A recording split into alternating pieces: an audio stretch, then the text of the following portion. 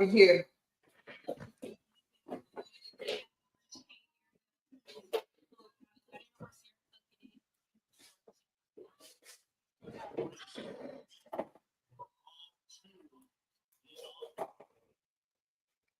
Okay. Come on Solid in the defense by chat. LSU. Air ball.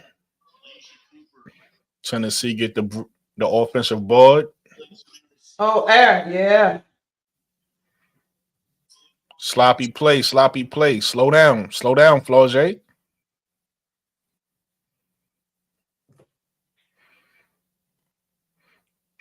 Michaela Williams with the pull up is off. Scores 2-3. Tennessee. I'm about to refresh this and go back. Sloppy play. Turnover by Tennessee. Flaugier to the right. She gets fouled. Flaugier headed to the line. Yeah, I'm gonna try to catch up because my broadcast. I'm a little bit behind you, Brooke. And listen, take your time. We you know what I mean? Take your time. I got your back till you ready. Green. I see you. That shirt say nothing but net. Nothing but net. You could take over when you're ready. I'm just doing it till you. I'm ready. I'm ready now. Right. Yeah, you take over. I'm here to support you. We at the line. She thinks no, she missed the first one.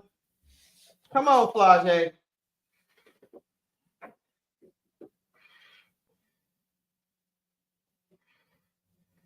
She got the second one. Tennessee coming down. She gonna take the three. That's a miss. Rebound, Flaugier.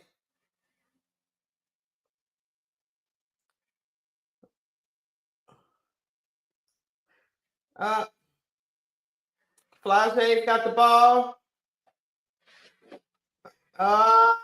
Offensive foul. Flaugier got to calm down.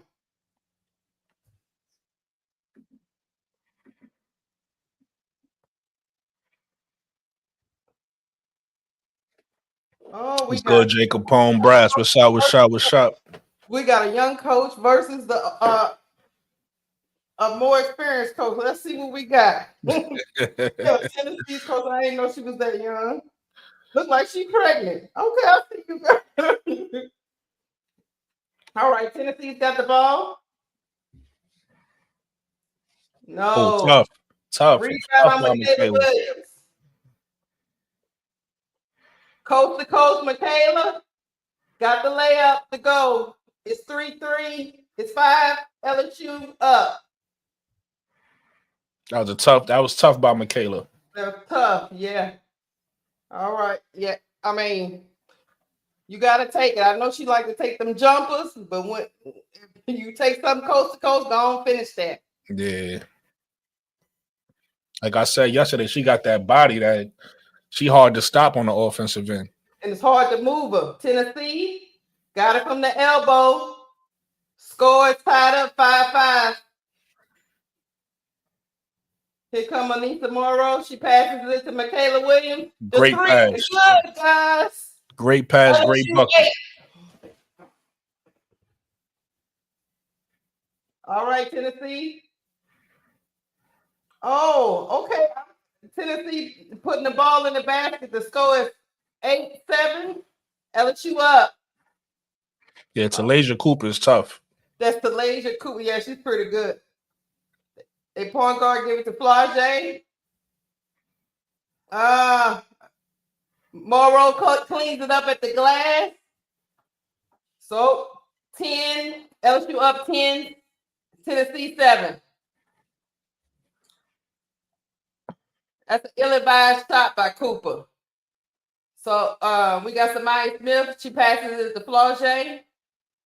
Flaugier serving. What's going on, lovely? Both teams playing good defense. Oh, good defense this side against Flaugier. She missed the layup. Tennessee coming back down quick, fast, and in a hurry. Foul. 2 shots for Tennessee. Score is still LSU 10, Tennessee 7. What you see, Brooke? What you see? I see a good game right now. I'm impressed. Impressed by both teams. Both teams playing good defense. They had some sloppy turnovers to start the game, but they cleaning it up. Yeah, I believe they're in Tennessee. The first free throw is good for Tennessee. This look like this gonna be a tough game. I don't see no team like really dominating the other.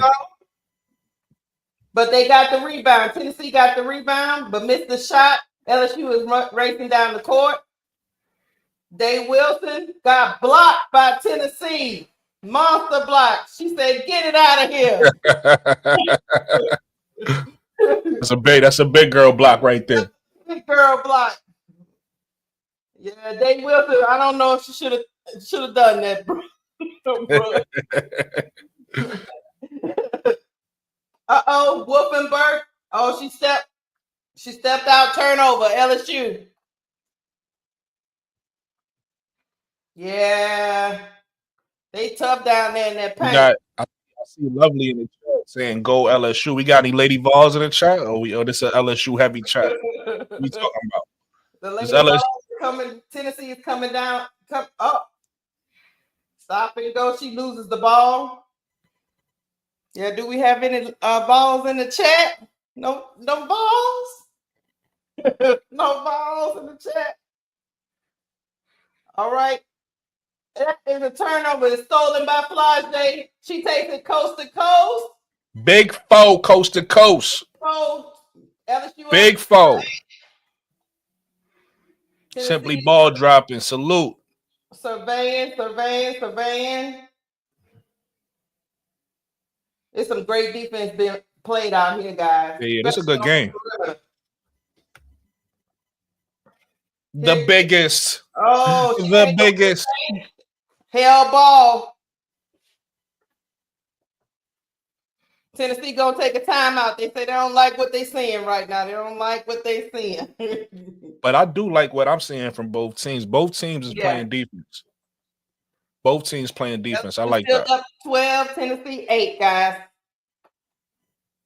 Yeah, I like both teams. Here we go. Okay. All right. Tennessee got the ball.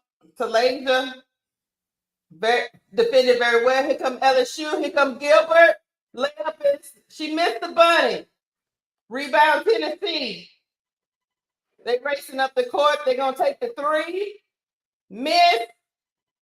Rebound Flage. Flage is coming up the court. She's trying to shake her defender. She went to Johnson. Flage went to the rim and got the 9. Big fall with the $1 million move and a 10-cent finish. She's gonna take the 3. I like it though, Flage. Stay aggressive. I like it. She getting trapped. Dave Wilson is getting trapped. She's still in the backcourt. She gets it out of there. Flage got the ball. Anissa Morrow blocked again inside. Tennessee is tough inside, Brooke. Yes, sir. Yes, sir. Yes, ma'am. I don't know how many blocks we just said. It's about 3 or 4. You got the stats? Pull up the stats. While we on commercial, tell people what the stats are. Okay, the stats are, hold on. Let's see if I can't see it from that screen. I'm getting old. All right. The score is 12. LSU and Tennessee is 8. That's the biggest you can make the screen? Like, even if you got cover us up? Yeah, that's what I'm saying. Everybody on the LSU has scored except for Dave Wilson, which is their point guard. So that's two. Michaela Williams has 5. Wolfenberger has 2. Anissa Moore has 2. Flage has 3. They shooting 50% so far. That's LSU. The starters for Tennessee, Sarah Puckett has 3. Talasia Cooper has 4. And Jules Spear has 1. And they are shooting 50%. So we're pretty even right now, guys. Yep. I just put up the box scores over here too. So somebody said, K-Sap say 10-cent finish. $1 million move, K-Sap. 10-cent finish. Trolling.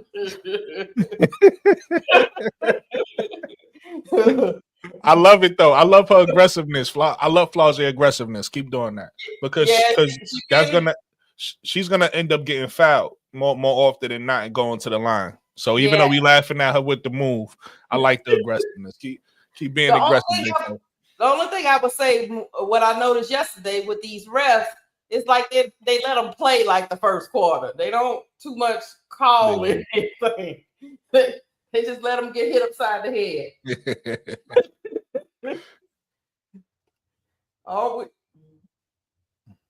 But yeah, I think this game right here gonna be real hard for them. So far, I like what I'm saying. Both teams came out ready to play. It looked like it's a defensive. I don't see right now nobody pulling away. I think if I'm looking at the game, it looked like LSU got the edge just because they got more scorers, right? On Tennessee side, it seemed like Talasia Cooper trying to do most of the damage and everybody trying to chip in and help her out. You got Michaela on LSU side. You got Flau's on LSU side. You got Nisa. You got a few people on LSU. You got Gilbert. You got a few people on LSU side that's chipping in. So right now, if I had to predict who has the edge, maybe LSU slightly, but both teams is coming out playing defense. So it's an even game. We got to find out who's going to come along with Talasia Cooper. Yeah, exactly. I like what I see from Talasia, though. Talasia coming out aggressive. I like it. So if she can get one of her teammates to come along with her, we'll have, But maybe they score by committee. Yeah, we gonna see. It's a long game. The game gonna dictate itself. It's a long game. I tell you, in the arena is looking very like a lot of people is in attendance. It look a very good environment. Yeah, you got to show up for LSU. Tomorrow's at the line. Got to show up for LSU, Tennessee. Yeah, man. It looked like a lot of people felt the way you did. Yeah, they in the building tonight. That's a fact. All right, Anissa, let's see what we got here. This is a great game too, because free throw. What you say? To your point, Lakeisha, LSU haven't had the hardest schedule, so this is gonna be a great game to really measure where they at. All right, Anissa thinks this second one. Score is LSU 14, Tennessee 8. Tennessee is coming down. We're going to get it going.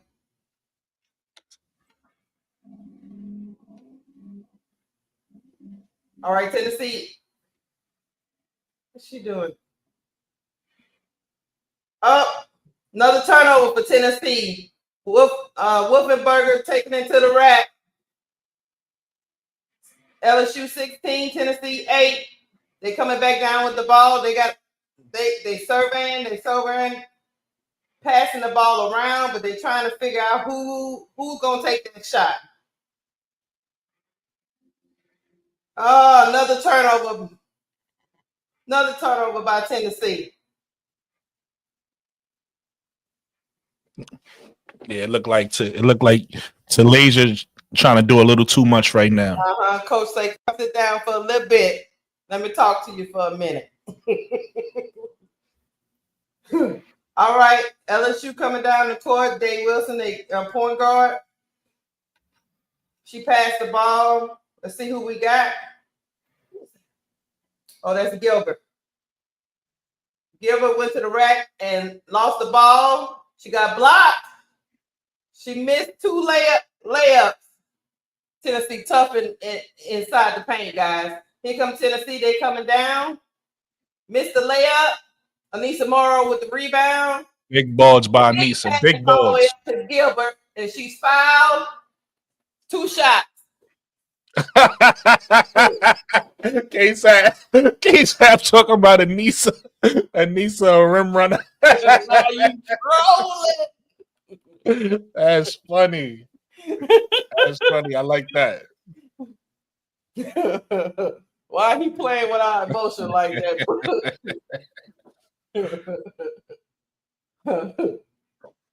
right. I'm gonna be looking out for the rim runners. I'm gonna call people out because see a lot of people see what I like about Talasia so far. She playing a little wild. She turning the ball over, but she pulling up in that mid range. I need my players to be more than one dimensional because if you one dimensional, you easy to guard.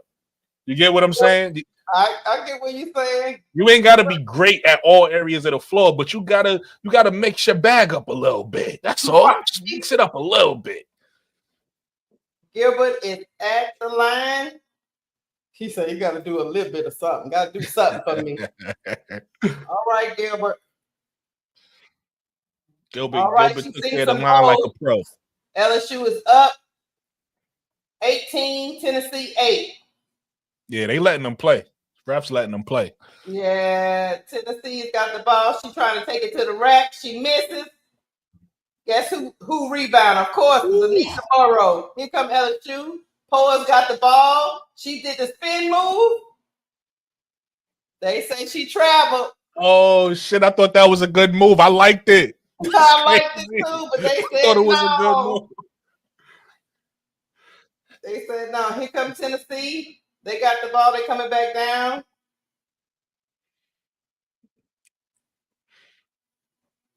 All right. Big Four almost got another steal. They almost got another steal. Yeah. Pulled up for the jumper. Talasia Cooper. Money. Bad call, right, K-Sap? That looked good. I got hyped when I saw that move, K-Sap. Here come LSU coming down. A lot of dribbling. She said she gonna take it and not use her team, and she missed the layup. Here comes Tennessee. Taking the 3, Tennessee, and it's money. Score, LSU 18, Tennessee 13, but they forgot about Flau'jae. Layup on the other end. They forgot about Big Four. 20, Tennessee 13. Back to Tennessee. Tennessee got the ball. They survey. Oh, Gilbert is trying to play a little defense. Numbers. She said she's going to take it. Missed the layup. Rebound, Gilbert. I think she's going to take it coast to coast. Layup for Kaylin Gilbert. Tennessee coming back. They're playing real fast. Tennessee coming back down. Another turnover by Tennessee. Gilbert's got the ball again. She coming. Numbers. Looking to get another coast to coast. Timeout, Tennessee. Let's go. Let's go, Lakeisha. Tennessee 13. How you feel about your Tigers right now? They playing real fast, and I don't know if Tennessee is expecting that half court set. They're not even giving them a chance to get no set. They taking it coast to coast. I think they feel they faster than them. Hey, I feel like Kim Mulkey got her fingerprints all over this game. You think that's what it is? I feel like this is Kim Mulkey right now. You see her bending down on the sideline. You see what she doing. She got her fingerprints all over this game right now. She ain't playing with them at all. I like the defense LSU is in. Mm-hmm. You know what you notice again too? She inserted Gilbert a little earlier than she has in other games. Okay, I like that expert analysis right there. That's expert analysis. So something she's seen on film. Not everybody would notice that. Only somebody like that watches the game like Lakeisha. Yeah, she didn't inserted her. All right, we back to it. Tennessee trying to find something. They trying to find something right now. They're passing the ball around the perimeter and gonna take the 3. Ill-advised shot. Rebounded by Nisa Morrow, of course. Poa's got the ball. Back to Gilbert. Flau'jae's got the ball. She's taking it to the hole. She misses the layup, but Morrow cleans it up. 26-13, LSU up. Tennessee is probing for some offense. They probing for some offense. They're moving around the perimeter and hit the 3 and foul on the 3. So and one on the 3. Tough shot. But it was a very tough shot. Yeah, Miracle Sheriff. Last year, Poa fouling a jump shot. Was that Poa? Was that Poa? No, that wasn't Poa. Who was that? That was number 1. Shepard. Yeah. Fouling the jump shot. To the line, guys. LSU still up 26. Tennessee. Brass, they got to know better than that, Brass. You don't foul jump shooters, Brass. Come on now. Come on, LSU. Yeah. We playing well. We don't That's a want to make bad mistakes foul. like that. We don't want to make mistakes like that. Come on. Bad foul, but it happened.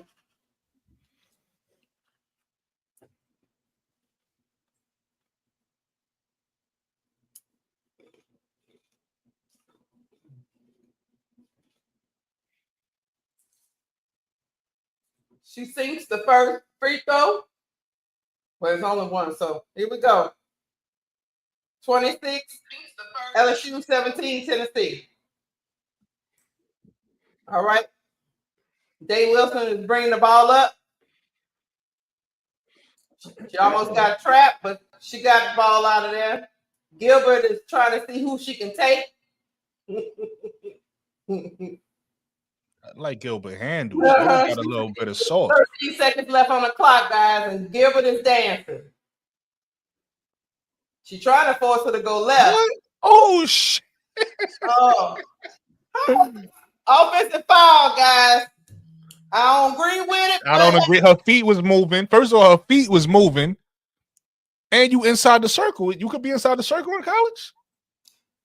We need to look that up. Tell us, Check, can you be inside the circle in college? Nah, the refs. The refs is bogus I for don't that. agree with the call, but I could be wrong. The refs bogus for that one. I don't agree. 40 feet was definitely moving. Right. 2 seconds left. Tennessee trying to get down. Can't get it off. That's the first quarter. LSU 26, Tennessee 17. Let's get some stats out here, guys. See what we got going on here. Yo, listen. So we tuning into the Keisha, giving us a play-by-play. This is Cut the Ish, Real Talk Sports. Everybody hit the like button. Everybody subscribe. Please. Both teams. You an LSU fan? You want some LSU content? This is where you need to be. This is big LSU right here. You see a shirt? This is big LSU right here. Hey, come on, guys, hit the like button and subscribe. Let me tell you what's going on in the first quarter. Tennessee is shooting 31%. LSU is shooting 45%. So you got a big disparity there. Let me see about rebounding. LSU done rebounded 17 times to Tennessee's 9 times. That's a big disparity in the first quarter, even though Tennessee is bigger in the post. They're not rebounding like they should be. Nah, they're not going to rebound like they should be when you got Anissa Murrow down there. I see. Because Anissa Murrow got 5 rebounds and she leads all rebounders. Come on now, 2 offensive, 3 defensive. Come on, you know what it needs to do. Now Tennessee has they have a lot of blocks. We don't have any blocks, but they're good on that aspect. But rebounding, no. Oh yeah, don't challenge that big girl down there. She already let her presence be known. They shoot and also the Tigers are shooting 50% from 3, and Tennessee is shooting 30% from 3. So that's basically your first quarter. So what you think, Brooke? What you think Tennessee need to do to get in this game? Give them a run for their money. They need to calm down with the turnovers. Turn the ball over too much. I need to figure out, because I don't watch Tennessee that much. I'm learning about them right now. I need to figure out who's Talasia's, who's her sidekick. Because right now it looked like she's a leader on this team. I need to figure out who her sidekick is. You got Jules Spear with 5 points. You got Samara Spencer with 3 points and Sarah Puckett with 3 points. So I need to figure out who's going to help her out, because right now Tennessee looks like they're getting overwhelmed. When the game first started, it was going back and forth. It was a nice flow, but it looked like LSU kind of took it to another level, and Tennessee looked like they're getting a little overwhelmed right now. So I need to know who's going to be the person that allows Talasia Cooper to give her a little bit of relief so she could do her thing. I got you. Hey, Brass Tass said there's no restricted area in college women's basketball. Okay. Okay, that's why I said let me ask first. I'm new. I'm new to this thing. I'm used to the pros. That's not a charge. That wasn't in charge of the pros. That makes sense. I still think Can you move your feet in college? Because her feet was moving. I still thought she was moving, but we back. LSU has the ball. Flage is probing. She gonna pull up for the jumper. She misses the jumper, but Anissa Morrow is there to clean it up. So tough inside. So LSU 28, Tennessee 17. They swinging the ball around the perimeter. Tennessee is defense. Okay. They are staying at the 3-point line. They take the shot, miss it. Yes, rebound for Anissa Morrow.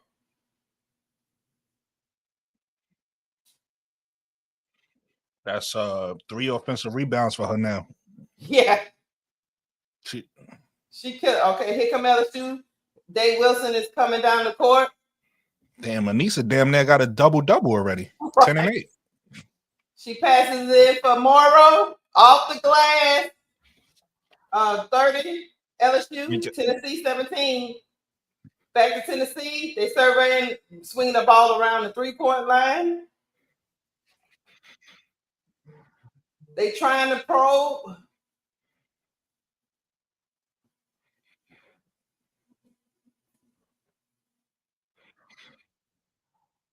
They're going to take the 3.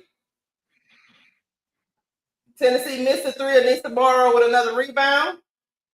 Flage passes it up to Dave Wilson, and she loses the ball. Turnover, LSU. Tennessee is racing down the court. They're going to slow it down.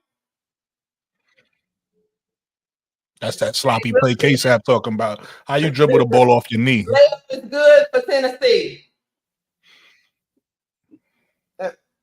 Great drive by Spencer. Oh, they let them play right there because that was a foul by Michaela. Yeah, they letting them slap at each other. They letting them play. Got you. Thank you, Brass. Thank you for that expert analysis. Oh, your feet can move if you're in legal guard position. See, Brooke? We be learning on here. Learning something new, man. Learning something new. All right, Dave Wilson is taking the ball down. She passed it, almost got it taken away, but Gilbert still got the ball. She probed it, give it to Michaela Williams to take the 3. Michaela misses, but guess who was at the cup? Anissa Morrow rebound and scores. LSU 32, Tennessee 19. Another turnover for Tennessee. Tennessee got it stolen. Anissa too much for these girls. Yeah. Tennessee is trying to find some offense right now. They're probing around the 3-point. Look like Flage hits the floor. I don't know. Look like they yeah. Tennessee got to find some offense. They got to find some offense, bro. That's what I said. We know what Talasia. We know Talasia going to be aggressive. I need to know whether it's going to be Spencer, whether it's going to be Jewel. I need to know it's going to be Sarah. I need to know who's going to step up for Tennessee because we know what Talasia going to do. Yeah. Another turnover for Tennessee. Spencer got called offensive foul. Another turnover. They're losing their composure just a little bit, guys. Tennessee is. Here comes LSU. Dave Wilson is coming down the court. He's unstoppable. To Flage. Flage misses the wide open jumper, but Gilbert got the rebound. She dancing. They trying to trap her. They get it out of hands. Here come Morrow. Morrow say, I'll take that layup. LSU 36, Tennessee 19. Tennessee coming down. They still swinging the ball around the 3-point line. Spencer is dribbling. She takes the jumper, but she can't finish. He comes passing it up to Gilbert. Brass if Sarah Puckett. 2 shots. We back at the line. Brass if Sarah Puckett is her sidekick. I can't tell, bro. She only put up 1 shot, bro. Right. Where's Sarah Puckett, Brass? Put up a 3, and that's it. She made it. She 1 of 1. I can't tell. Yeah, she haven't tried. She haven't attempted but 1 shot. Talasia needs some help. She needs some milk. Looks like Spencer is trying to help her, but I don't know about the rest of them. Mm-hmm. Yeah, Spencer trying. Both Talasia and Spencer both 3 of 7 out there, so they trying.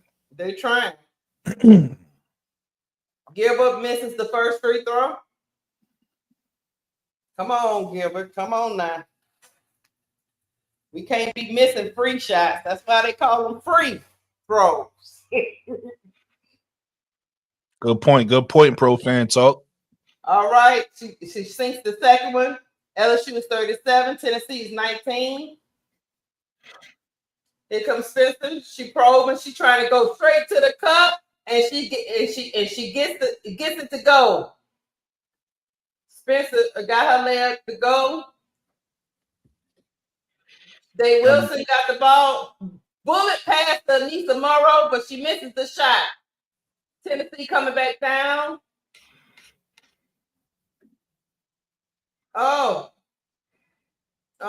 Tennessee just scored again. They finding something. Yeah, Tennessee fighting back a little bit. Number 2, Brooke? Number 2 is Ruby Whitehorn. Okay. They trying to bring some energy to her team to wake up. Kim Moffitt getting mad on the sideline. She'll show all to herself. LSU. Day Wilson got the ball. She passes to Flau'jae.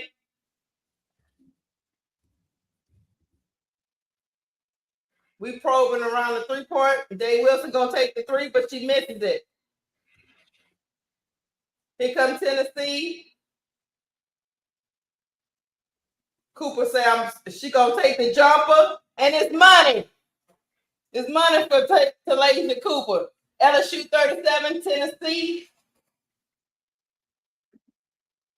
25. Here comes Day Wilson. Morrow's gonna take the jumper. She misses the jumper. Here we go. Tennessee coming back down. Spencer is probing. All right, we're gonna Tennessee takes the 3, but it's an air ball.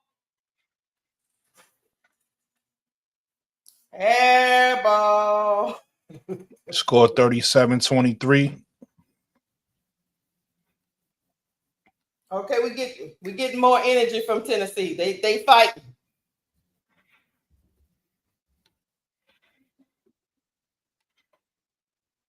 We got a stoppage in play. What you thinking? Coach got in their butt? Yeah.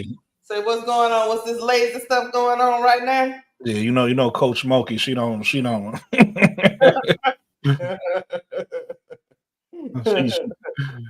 tearing them a new one right now. Yeah, but definitely, I would say this: Tennessee is fighting. They just need somebody else to come along with the offensive scoring. Right. But the Tigers are not playing with them either. They know they are the better team and they playing like it. Right. You know how some teams know they're the better team. They play down to their competition. They're not doing that right here. They're giving them all they want. But Tennessee's defense is pretty good because they got some shooters on this Tiger team. So they could be down more, you know? Yeah. So somebody say ESPN website been tripping for 3 weeks now. Their scores are slow. Is it slow? I don't know if that's a clickable link. I tried to make it clickable. Let me know where I could click that link. Anybody that's in my chat. Oh, I got you. I'm trying to give them your podcast to get in. Yeah. Yeah, man. I still think this one gonna come down to the wire because I think when they go in at halftime, Tennessee gonna have to make some adjustments. Yeah, like we said, right now, Talasia don't have much help. So we'll see if somebody else show up in the second half. I'm gonna have to click off of ESPN, guys, and see why it's not updating with a special self. Just hit the refresh button.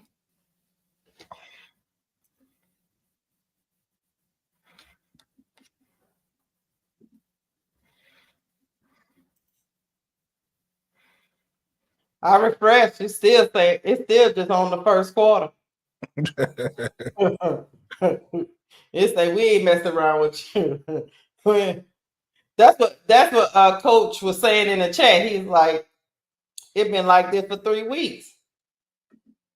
It was working good yesterday. Who knows what's going on with ESPN's? Sorry, we're gonna figure it out. We'll figure it out. LSU has 37. Tennessee has 25, guys.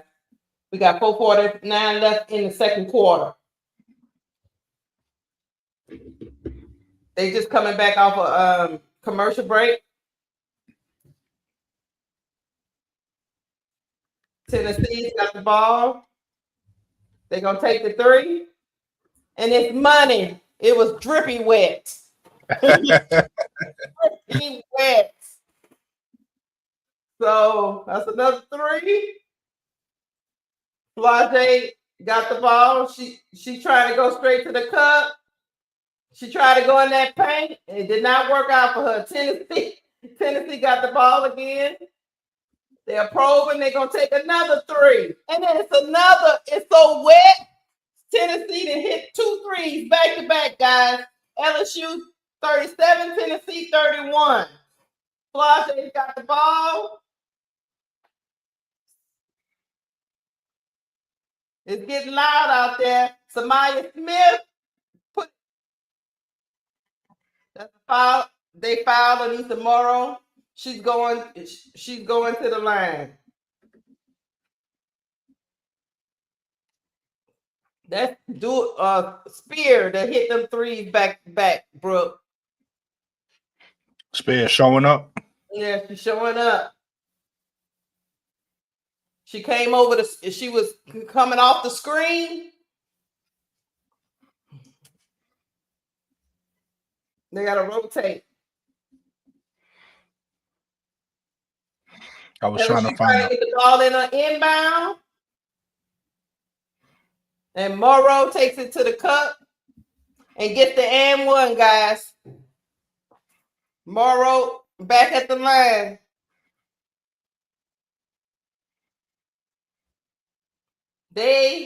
Tennessee has no answer for Anissa Morrow, chat. None at this particular time. Anissa Morrow, she sinks the free throw. LSU 40, Tennessee 31. Spencer is bringing the ball up.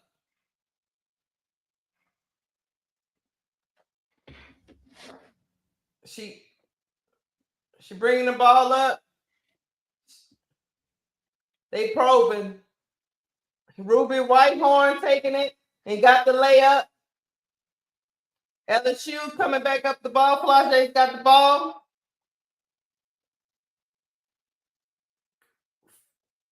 Flage to Anissa Morrow. Anissa Morrow said she's just gonna take it, but she missed the shot. She missed the jumper. Hiccup. Lost the ball. Tennessee lost the ball. It stays Tennessee's ball. Score, LSU 40, Tennessee 33, guys.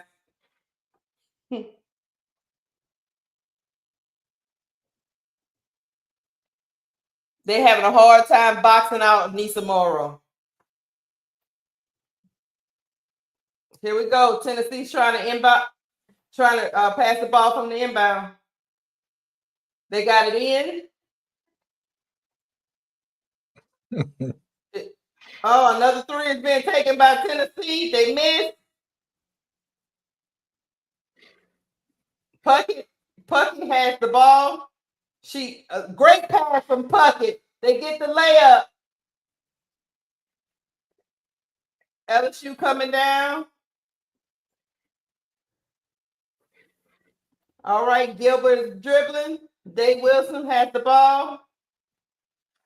They don't got an answer for Murrow. Back to Anissa Morrow. You know why? Layup is good by Anissa Morrow because she's the best thing on the floor right now. Yeah, they don't got an answer for Murrow. Tennessee's playing well, though, because they get into the 50-50 balls right now. Almost lost it. They fighting. They scrumming. Tennessee retained. We got 12 on. Okay. They probing. Cooper got it taken for Flau'jae Johnson. She's going to take the layup. Coast to coast. Coast to coast. Tennessee got the ball again. They probing. Who's that? Tennessee needs an answer right here. Try to get up, Michaela Williams fouls. That's a foul on Michaela Williams. Steady serving in the building. See you, big dog. Hey, bro, Claude.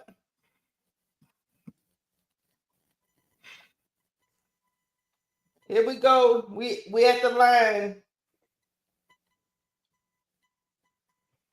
Okay, it looked like they done caught up, Lakeisha, on and they finally caught up because they be tripping.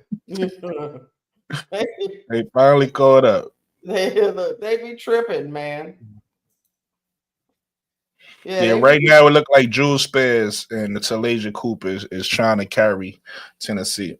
So they finally caught up, guys, even though we've been here.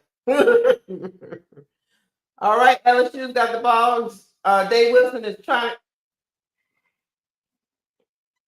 to push off by Dave Wilson. Offensive foul, turnover for LSU.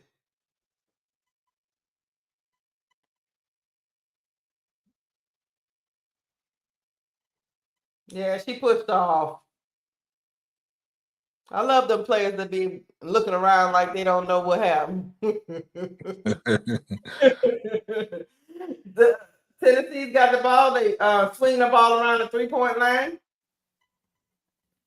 Spencer. Poa. Spencer. Back out to the three. Back out to the three. We're going to pump fake. Another three.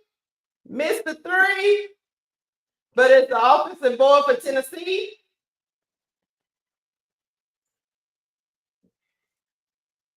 Tennessee got good looks. They just missed them all. Line, but they back out. Another three by Tennessee. And it's a miss. Rebound, Anissa Morrow. Poa's got the ball, taking it up court. They got a 2-for-1 opportunity. Let's see if they take it.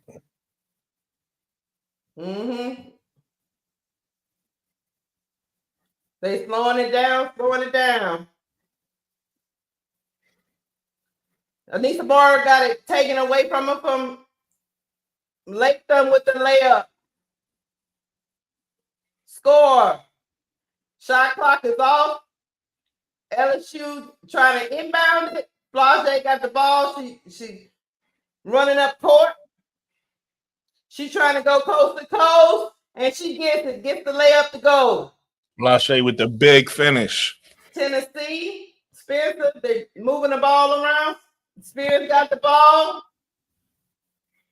Spear travel for Tennessee. Another turnover. Good defense from Flau'jae right there. It's LSU ball. Here comes Gilbert.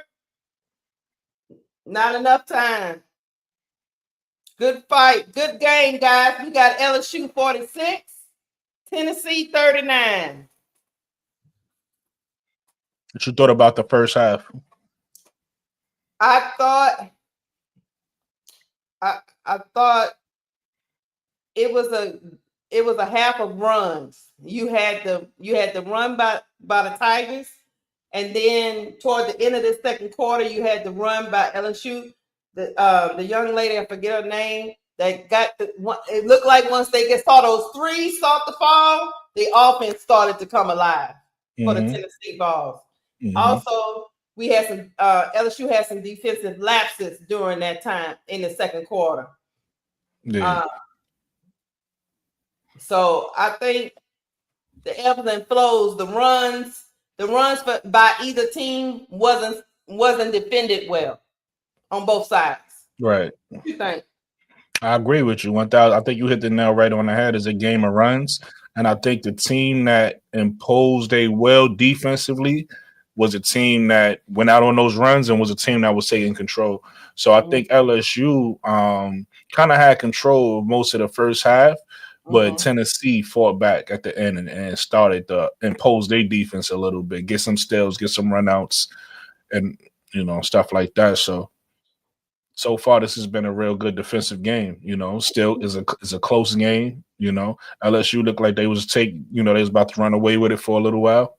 Right. So, it looked like Jules Spears is going to be the player. Jules Spears and Samara Spencer, the two players that stepping up for Talasia Cooper. So we're going to see. Sarah Puckett is trying. She's trying, but she's not doing too much right now. But I think LSU got more of a floor balance. Like, Anissa Merles, she getting pretty much anything she want. And Flage is picking her spots. And we seen Michaela come out hot and she kind of like cooled off. But I think she cooled off more so because, she got two players that's, they scoring pretty well. So I think she's just letting the offense flow. So I think LSU got a better floor balance right now. But like I said, it's a defensive game though. Let's run through the stats. Anissa Morrow has 19 points. She's 8 for 11. She got 10 rebounds. She's already had a double-double at the half. Crazy. Listen. No, go ahead, finish. Yeah, Michaela Williams has 5 points. She's 2 for 4. 2 rebounds. Flage Johnson has 11 points. She's 5 for 13, and she has 4 rebounds. And then Cheyenne Day Wilson, which is a point guard, has 0 points. So let's go with that. Then for Tennessee, Sarah Puckett has 3 points, and she 1 for 2 brass tags. You heard that? I don't know the sound. You heard it or not? That sound came through or no? No, I didn't hear it. No, I didn't hear it. Okay, Ruby Whitehorn has 4 points. She's 2 for 6. Samara Spencer has 7 points. She's 3 for 8. Talasia Cooper has 10 points, and she's 5 for 9. And Jules Spear has 13 points, and she's 3 for 5. They pretty much balanced scoring on Tennessee. Spear has 13 points, and she's 3 for 5. They pretty much that. That's my fault. I'll turn my Bluetooth on. I ain't realized. I don't even know what's playing on my phone. You so bad. Like, how did I hear you twice? I don't even know how that happened. That's my fault. LSU is shooting 47%. Tennessee is shooting 42%. So from the first quarter to the second quarter, they improved their shots. That lets you know how that second quarter went really good for them. Because they were struggling in that first quarter, but in that second quarter, midway through that second quarter, they picked it up. Like I say, once they saw those threes go in, it was like a switch turned on. Yeah, I mean, they won the quarter, but they only won it by 2 points, so they still got to do a lot more. Yeah, I read it Milky Way. 19 points, 10 rebounds and a half is nasty work. Listen, I'm gonna make Bro Claude. I'm gonna make Bro Claude happy. Bro Claude. Shout out to my brother Bro Claude. If you're not subscribed to Steady Servant ENT, subscribe to Steady Servant ENT for some good content, hip hop and WNBA. But I'm about to make Bro Claude happy watching Anissa Morrow, right? Because I haven't really watched LSU this year. Watching Anissa Morrow and watching Kiki so far in the 2 or 3 games I've seen Kiki. I don't know. Anissa Merrill just seemed more impactful. Yes. You know? So I don't know. She may deserve to go higher in the draft than Kiki. I'm not saying it's a done deal yet, right? It's still early, but I'm just saying, just watching them both. If I'm a WNBA team and I'm looking for somebody to play that forward position, get rebounds for me, knock down that bunny, as Brass Tass would say, knock down that bunny shot, and then a dog, right? The dog, you can't count. You know that dog is visible when you see him, and when you see Anissa play. If I'm a GM, I might go Anissa over Kiki. I don't know. I don't know. With Kiki, you can't teach 6'4" athleticism, you know, and she's still, you know, she has the mid range, she has all that. But I don't know, just watching both players, I might want that motor that comes with Anissa a little bit more. Yeah, because what you think about that? Look, I've been saying that since the beginning of. I understood where they was coming from with Kiki, because you like you say 6'4", but Kiki, she doesn't. Moro does so much for them. I've said this before, that some of it's not even measured, but she imposes her will in the paint. When you go down there in the paint, you got to impose your will. You can't just be down there being a pedestrian. Sometimes I like that word. Sometimes Kiki give me pedestrian. You should use that. You should coin that. When you talk about people in the paint, that's your word. I like that. Be you a pedestrian when you ain't doing. You can't be a pedestrian. I like that. Know, you walking the sidewalk, but you ain't really doing nothing. Yeah, I like that. So, and also, she should be boxing people. She should be getting rebounds. She's bigger than those girls on the floor. Every rebound should be hers. I'm talking about Kiki.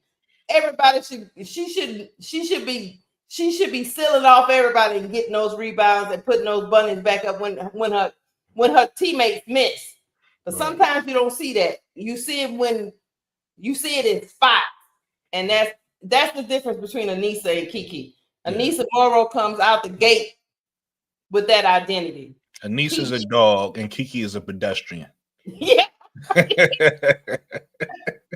And the reason why she's higher, projected in the beginning, is because she's 6'4". Yeah. She got the physicals and the athleticism. She checked the boxes. Yeah. Mm-hmm. So what do you think about Kiki's motor? Do you think it's her motor? What you think?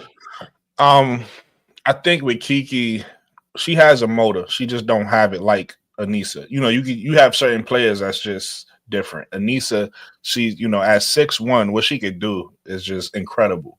You get what I'm saying? So with Kiki, I do see a motor. I don't want to act like I don't see a motor. She's not motorless, but like you said, at times she could disappear. And then she could at times you see it, like you said, in spots and spurts. You see her grabbing the offensive rebounds. You see her playing tough down there. But at times, you know, she could disappear. So that's really up to her to impose her will a little bit more. But I just think when you start, you know, when you start saying the word dog, you can't teach that. Like some people is just in them. I think the word is angry. Right. The thing I love about Anissa's game is when I watch her, she plays angry. That's why she gets those rebounds. That's another trait that another big we love have is Angel Reese. Angel Reese, when she step on that floor, is a switch that goes on. That's what Angel Reese was trying to help Camilla with, because Camilla's another friendly player. You got to make Camilla mad, and then she'll play. But she's friendly, and that's probably what Kiki's problem is. She probably go out just to play ball, but sometimes you got to play angry. You know, especially when you bigger and better. You got to let people know I'm bigger and better than you, and you got to play a little angry. So Anissa got that chip on her shoulder, especially with her being undersized at the position. She got that chip on her shoulder where she just come out and play angry, and that's where that dog come in at. And I'll tell you another thing is too, even with Tennessee, the people that have the players they have down low, they're a little taller than Anissa, and they still can't stop. So yes, that's something to playing more bigger than what you are. But that rebounding, like we say about Angel, that's something you can't teach. You either had it in you. I don't know if you can teach rebounding. You know what I mean? Mm-hmm. Being in the right spot every time. I don't know. I don't know, bro. Yeah. So we'll see. Sarah Puckett is 6'2". Yeah. But she really plays on the perimeter, right? Let's see what these okay. So who's in the paint for the Vols? Well, the tallest player out here is 6'2". That's Sarah Puckett. Everybody else, you got 5'10". Drew Spears is 5'10". Talasia Cooper is 6 foot. Shamara Spencer is 5'7". She looks big out there too. And Ruby Whitehorn is 5'11". That's what they got them listed at on ESPN. Okay. So Sarah Puckett is 6'2". She's the biggest player on the floor for Tennessee. Well, then I'll tell you this, that's why she gonna kill them then. I misspoke, guys. She gonna kill. The person that's leading in rebounds is Alyssa Latham, and she's 6'2" as well. Okay. Latham, she comes off the bench. Mm-hmm. Yeah, they don't want no problems with no Anissa Murrow. I don't think they want no problems with her. I mean, and you got like Ready Milk will say, no rebounds, no rings. You got to rebound the ball, man.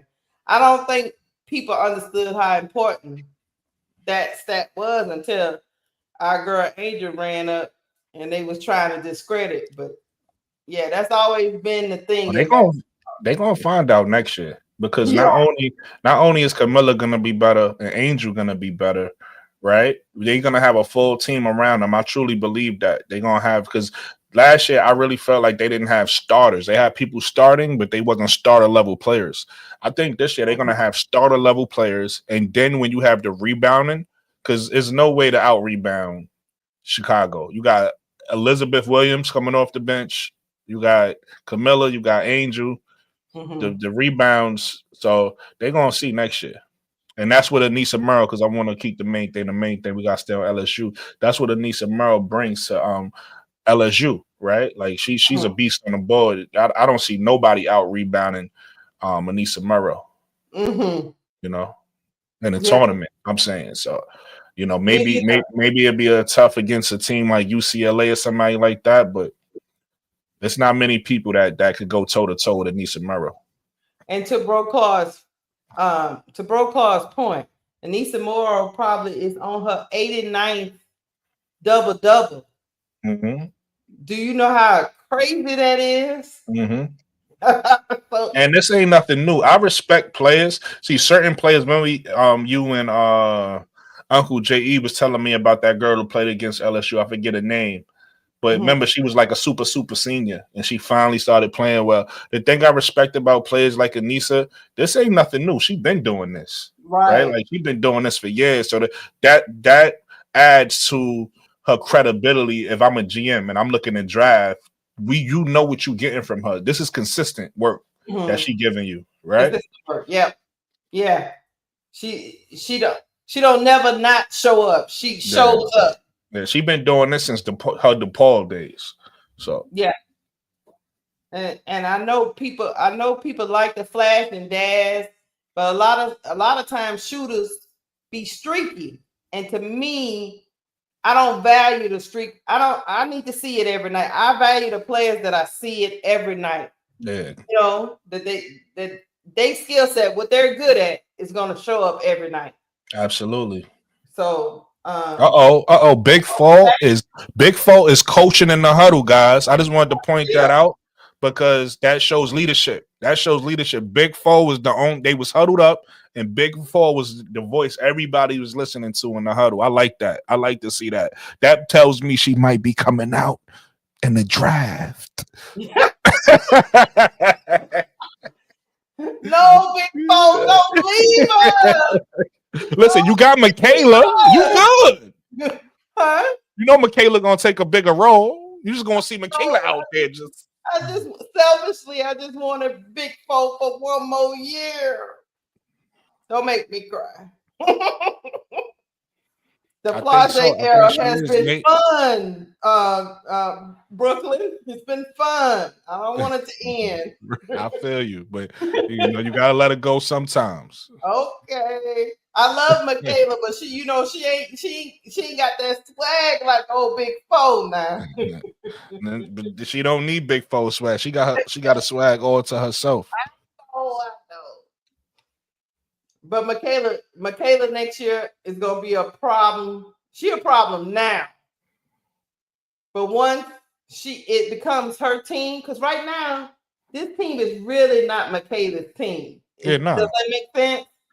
That's what I'm talking about, though. Once Anissa's gone, and once Flage's gone, this is Michaela's team. This is Michaela's team, and she's ready. I think she's ready right now. I just think she's playing her role. And that's what you do. That's what I was giving Centron credit for in Notre Dame. Sometimes you got to play your role when it's we back on. Okay, we back.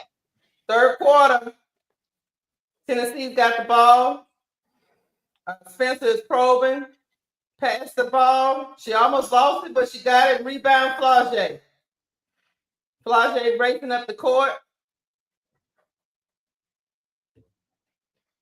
They wasn't asking for the ball back. And looked like Flage didn't want to give it to her, but we're going to move on from that. Gilbert's got the ball. She pulls up for a jumper, misses the shot. Tennessee. Spencer coming up, passes the ball. That was a nice move. Great move. Tennessee scores. That was a nice move. That's a nice move. Was that Jules Spare? Coming up the floor. She dribbling. Doing a lot of dribbling. She passed it to Anissa Moore. Anissa takes a three. Misses it, but I like that. I want to see more of that from Anissa. Coming up the floor.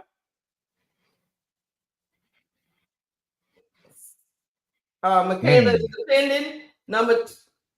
That's another bucket for Tennessee. That was a nice floater by Whitehorn. Nice floater. I like that. And Kim Mulkey says, timeout. 46-43, guys. They continue. Drew Spare with the spin move. I like it. See, remember I told you? See, what I'm seeing right now is what I was saying early in the game. Remember I said when we was looking at the flow, I said it looked like LSU have more players that's being productive. And when you look at Tennessee, it's kind of like everybody's relying on Talasia Cooper to do everything. But right now, you see Drew Spare getting into the action. You see Ruby Whitehorn getting into the action. So they diversifying their offense a little bit. So that's why Mulkey had to call that timeout to get a defense in order. Right. Remember, I said the teams that's playing the best defense is really getting the edge. It's not even an offense. This is not an offensive game. This is a defensive game. Is Nate trying to come up? I think he just put in the. Well, it's up to you. The way KSAP ran it yesterday was oh no, Nate, that's not a link to come up. That was a link to join her channel. I put in the chat. That's not the link to come up. I think she's gonna invite people up after the game. You know, she's doing a play-by-play now. So I don't. After the game, we drop the link. Look, I'm not quite sure how to bring them up other than two, right? Right. I probably can bring up more than a game, but I gotta figure out.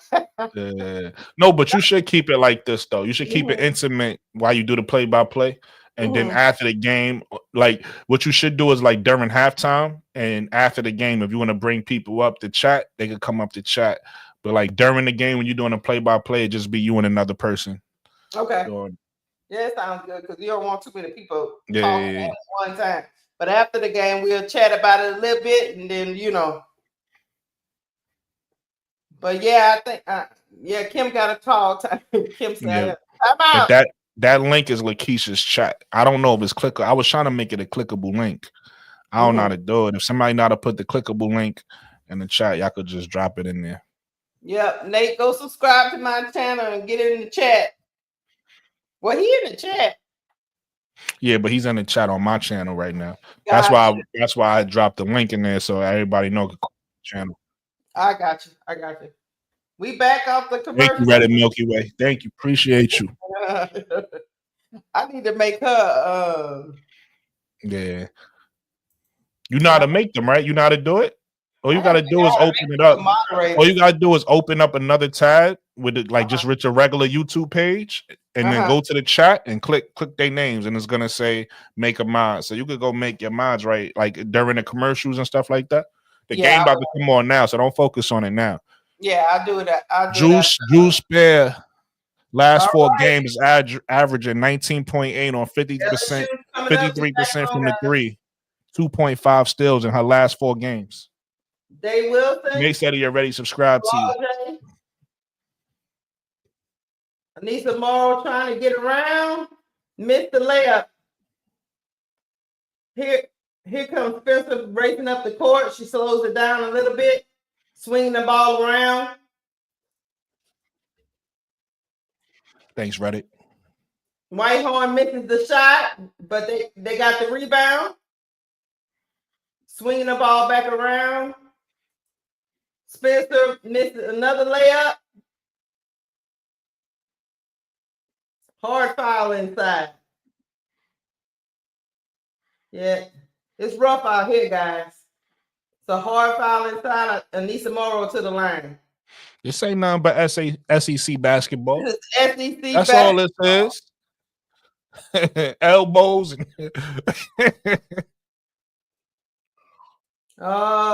We got some controversy. The fans in Tennessee say this should be on Morrow. They out their feet. They up on their feet. The ref is going to the video. The official's gonna take a look. We'll talk about the side. I didn't hear about it, but that's great. I guess we'll talk about it either during a commercial. Or matter of fact, right now, if y'all want to tell us, Nate is saying that the Sky have the best package for Satu. I don't know what the news is. I don't know if you heard the news. Nate KSAP said he's gonna talk about that later on tonight. At least that's what he told me. He's gonna do a live to talk about the package that because Satu let it be known, Brooke, that she's played her last game in Dallas when she did her media. Oh yeah, that's not news. That's So I guess if people just Chicago might can package up that 3 pick and get Satu, because here's the thing. I wouldn't do it. Here's the thing. Olivia Miles might not be there at 3. I wouldn't do it. You wouldn't do it? I would do it. Okay, if Olivia Miles is gone, I would take Satu over Citron. So I get that. I would do that. Get it? I would do that. Because if Olivia Miles is not there. See, and that's the thing. Do you think the Sparks is gonna pass up on Olivia Miles if they? I don't think the Sparks are sold on Kiki Afrin right now. But see, we gotta realize we just gotta set in our mind how the order's gonna go. Again, Dominique Malanga might go 2 for all we know. Right. You get what I'm saying? We don't know. We saying what we think, and we going off of what the mock drafts is telling us, but we don't know. Paige I think we pretty sold Paige is going number 1. I think everybody know that. And then Olivia Miles could go 2. Kiki could go 2. Dominique Malanga could go 2. We gotta wait and see, So but in Chicago's mind, if they think Olivia Miles is not gonna be there, then they could either trade. They could trade for Satu. I would do that. They could put. It's all kind of packages they can put together. I would do that. Because Angel's up there flirting with Kai too. But you do know. I mean, not but I'm just saying in general to the chat, everybody, to the world watching, Satu is a hot commodity. Everybody gonna be putting together a package. So this is not just a done deal for the Sky. Like everybody's gonna be trying to. She's gonna go where she wants to play. Yeah. Yeah. Now, and we got to also keep in mind that this is going to be for 1 year too. Right. And they speculating a lot that she want to go to New York with her sister, but right. I don't think New York can. Yeah, I don't think so. And probably not. But I'm just saying, if it's Chicago, you got to be careful because you got to remember everybody's signing for 1 year. So this is going to be a 1-year deal. This is not going to be. Yeah, it ends up being a flagrant on Morrow, guys. That's okay. All they did was make Merle matter. You don't. Yeah. Why would you want to make her more angry? I don't know. She good though. It ends up being after the and so they're gonna take a free throw shot right here, Tennessee. 44-46. She sinks it. Yeah, you're right. All they probably gonna do is make her matter. 45-46. Mm-hmm. Here we go, guys. SEC basketball.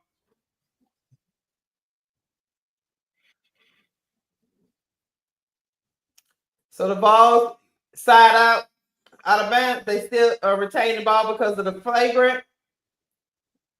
Spencer passing the ball around.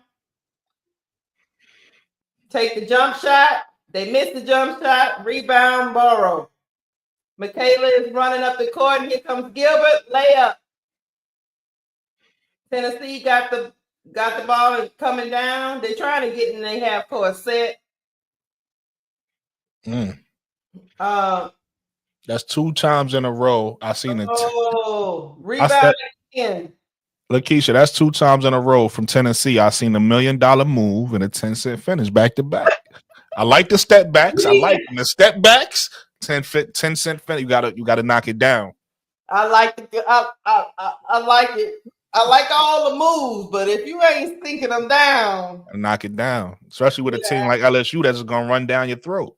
Pause. They look at it like, go ahead, don't do all that spinning. All right, LSU got Gilbert bringing the ball up. She racing to the 3-point line. She passed it out. What? Wilson is trying to set up some offense. Michaela Williams, she missed it, but Morrow gets the rebound and she's fouled. What did I say? I said they gonna make Morrow mad. Look what she's doing. Establishing position. Just gonna make her mad. Look where she at. The line. And she said, "You not moving her off this spot, y'all. Just made me mad." That's actually a spot that I thought was good for her, Nate. But if they don't want her, that's crazy. I thought Melissa Smith would be good in Dallas or Phoenix because they need a power forward in both those teams. They don't even want her. Okay, well, we'll talk about that today. Yeah, see, the thing about the FIBA is who, all right. She thinks the another free throw. Guys, it's LSU 50, Tennessee 45. Tennessee coming up the court, swinging the ball around. Here's Cooper. Morrow got the board. She missed the shot. Morrow got the rebound, passes it up to Michaela. Michaela takes the jumper, and it's good. Here comes Tennessee. They trying to set up their offense.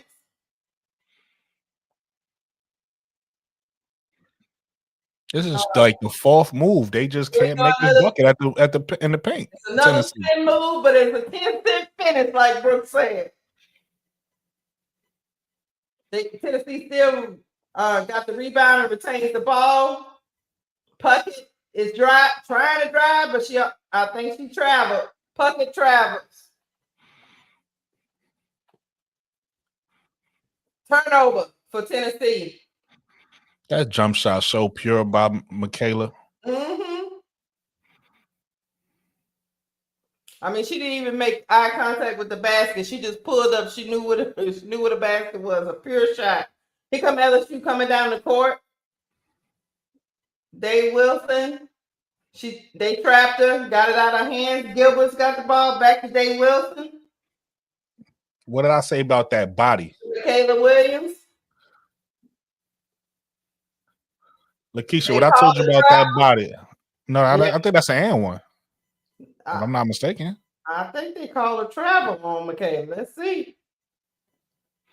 Because Mocha is losing it on the sideline. No, they did. You're right. Mm-hmm. Oh, they saying she pushed off. Offensive foul?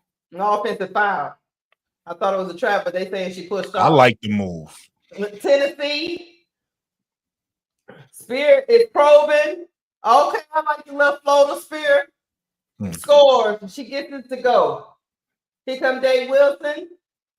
She passes it to Flage. Flage driving. Move off the glass for Flage. Basket is good. Here comes Tennessee. Tennessee passes the ball. Takes the jumper. Whitehorn from the free throw line makes it good for Tennessee. Here comes LSU coming down the court. Gilbert is probing. Dave Wilson is trying to set up the offense.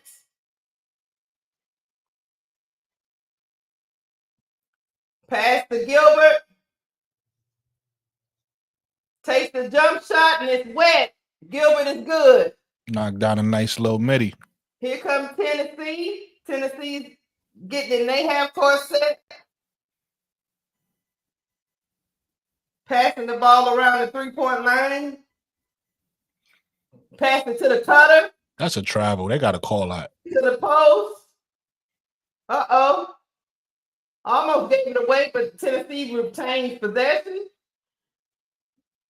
That's a travel. You can't slide with the ball. I didn't think you could either, but hey. Misses the floater. Again. Anissa Morrow with the rebound. Ooh, big girl layup. And Gilbert goes through the teeth of the defense and gives them the business at the rim. Big girl layup. Score LSU 58. Oh my God, look at this. LSU's up. Gilbert.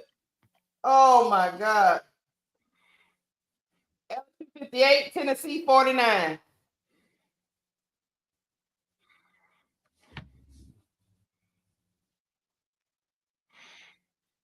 Okay, here comes Tennessee. They're taking the ball up. They looking for their offense right here. Here we go. She gonna take the midi. She misses everything. Air ball. Yeah, Tennessee needed timeout. They tired. Got the ball. She probed. Oh. Williams driving, finishing at the rim. Here we go. Tennessee back up. She takes the 1-2 step and finishes at the rim. She did a little euro on him, Brooke. Yep, she sure did. Here come Dave Wilson passing the ball to Gilbert. Gilbert is probing.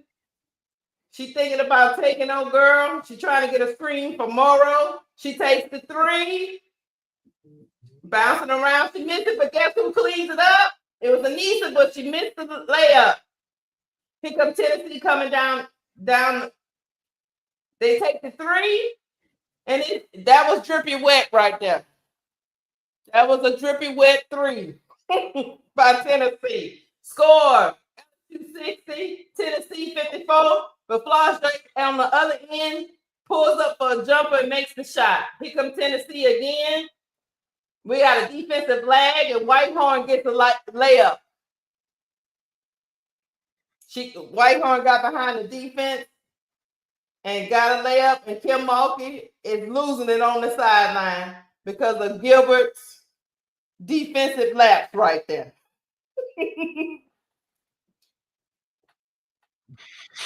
Well, it's a still even quarter, 16-17 in the third.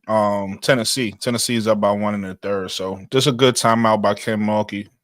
Settle it down, win this quarter. Mm-hmm. Score 62, LSU, Tennessee 56, guys.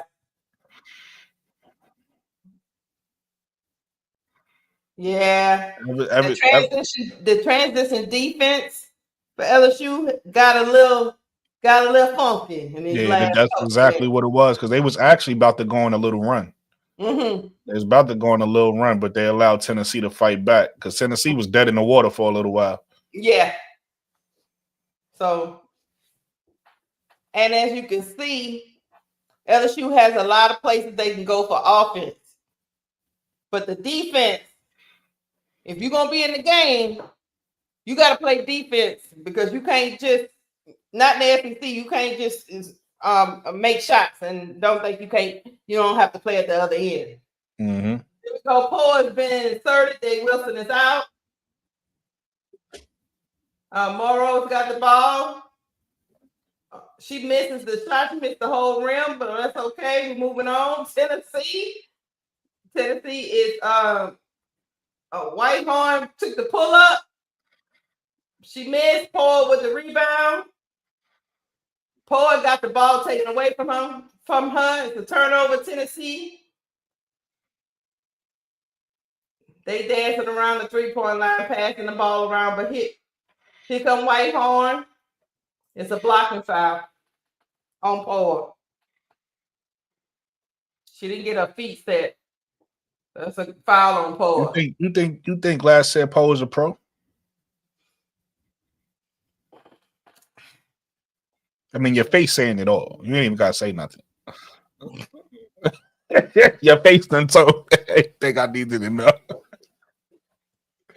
Because she just got the ball. I understand she plays good defense. She just got the ball, got the rebound, and turned it over as soon as she got the damn rebound. You know I don't like talking about my Tigers. We got to be honest, though. You know me. I'm a supporter of the LSU, but I got to be honest about these. What I'm looking at. No, I don't think she is. You know, that's the only thing that could derail this team. Point guard play. Here come Poe. She's bringing the ball down. She passes to Flage. Flage dancing. She got it taken away from her. Turnover. You're gonna be happy. Here we go. Poe's got the ball. She's bringing the ball up. That was an ill-advised pass, but Flage makes it work. No, Gilbert has the ball. Gilbert dancing. Jumper is good. It's pure. That was a tough jumper. LSU 64, Tennessee 60. And LSU needed that jumper too. Yes. Stop the momentum. Cooper is dancing. Spencer. She trying to set up. She trying to get a screen.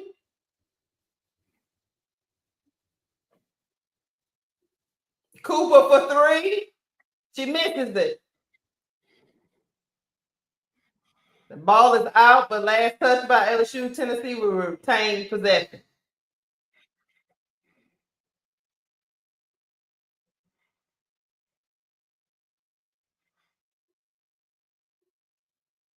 Yeah, man. That was a tough shot by Kaylin Gilbert. Tough. Here we go, Tennessee. Kaylin Gilbert coming off the bench with 15 points. Oh, that's tough. That was what a feed from Spear to get the layup to go for Tennessee. Here comes Poa. Poa gets trapped, almost loses the ball, but Gilbert bails her out. Flage takes the 3. She misses. No good. Tennessee coming back up. Jewel Spear passed the ball out to the 3-point line. No good for the layup. Foul on LSU. 62-64 with LSU with Tennessee going to the line for 2. This is a battle right here, guys. I think, and this is a hot take because I haven't watched a lot of last year. I haven't watched a lot of last year Poet or really understand her game. I just know what people tell me she is. But just looking at her game in a small sample size, I think she's playing the wrong position. I don't know how tall she is. She about 6 feet, 5'11", right? Let's see. Hold on. I don't know how tall she is, but she might need to play off ball. If she could be a catch and shoot, because from what I understand about her, correct me if I'm wrong, I think a lot of people say she got solid defense. She do. So if she got solid defense, Gilbert tough layup and one. Gilbert racing down the court. Gilbert gets the basket and one. And apparently, Tennessee missed their free throw because it's still the same 62. Yeah, they did. But yeah, she's Tough 5'11". layup by Gilbert at the line to shoot one, knock down one. What you say? She's 5'11". Yeah, she might need to just play the off guard, and if she could be a catch and shoot player, 3 and D, she'd be a valuable player. But I don't know her on the point guard. I don't really see her value. She might be a better 2, 3 and D. She playing that Dejanay Carrington role. She should try to do that. Gilbert thinks the free throw. Oh, so here we go. That's a charge. We got 5 seconds left in the third quarter. Oh shit! What I do? It's an offensive foul on Spearman. I need to see it again. Hey guys, we still score LSU 67, Tennessee 62. That's the end of the third quarter, guys. Hey, guys, we got a good one that's going to come down to the wire. LSU 67, Tennessee 62. The difference in this game right now is Kalen Gilbert. Yep. He's making a difference for LSU. Both teams are shooting fairly well.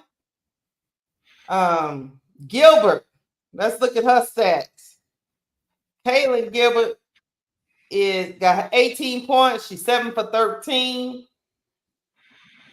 Oh man, yeah, man. 4 rebounds, 1 assist.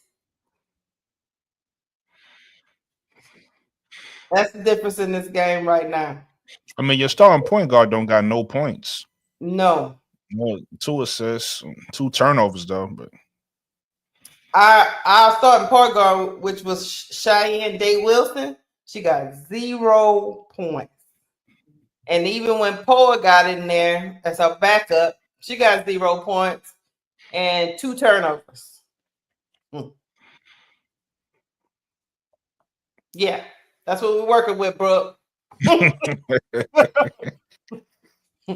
else to say about that. That's what we're working with, guys. We're working with some point guards that can't score. Y'all really don't got no playmaking on this team. You got scorers, you got playmakers on this team, but no real. We don't really have a floor general. You don't got a floor general. You know. We don't. That's where Gilbert come in handy because at least she could make something happen. Right. She give me I don't want to say what vibes you get from her when you see it? She give me. I feel like you're gonna say Lex Luthor. No, she's better than her. Lex, you said better? You feel like you that low on Lex Luthor? No, I'm not low on her. I just think she's bigger, more solid. Lex was a little smaller. Yeah. She can put the ball in the hoop too, but them hips that wide, I think she could take a little bit more pounding. Is what I'm 5'8". Lex was 5'6". Right. She's just a little bit bigger than her. But I'm trying to think like who her game is like because she a bucket, man. Mm-hmm. If she can get that defensive end to come up with the offensive end, because sometimes she had defensive lapses. That's one of the reasons why she wasn't in the starting lineup. Kim Walker was trying to get her to play the defense the way she wants to play. And if you don't play defense, you're not going to start for Kim Walker. She don't care how much you score. You know what I mean? Yeah. So we back. LSU's got the ball. Dave Wilson is back in. Poe is back out. Gilbert took the 3. No, that was Michaela. Sorry, guys. Tennessee is racing down the court, trying to get into their set. Almost got the ball taken away, but they hit the 3. They hit the 3, guys. 67, Tennessee 65. Flage dribbled into Anissa Marr lost the ball. Another turnover for LSU. Here comes Tennessee. They taking another 3, but they missed it. Ill-advised shot by Tennessee. So they're going to take another 3. They missed that one. Here comes Flage leaking out. She does the 1-2 step, misses the layup at the rim, but cleans it up and gets the shot. LSU 69, Tennessee 65. They slowing down the pace a little bit. Here comes Tennessee up the floor.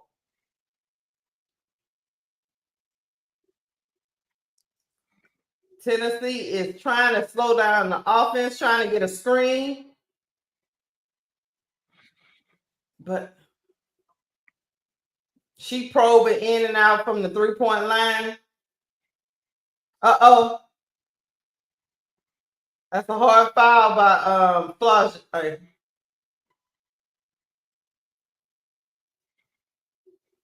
Here we go. They still in Hollinger to the line.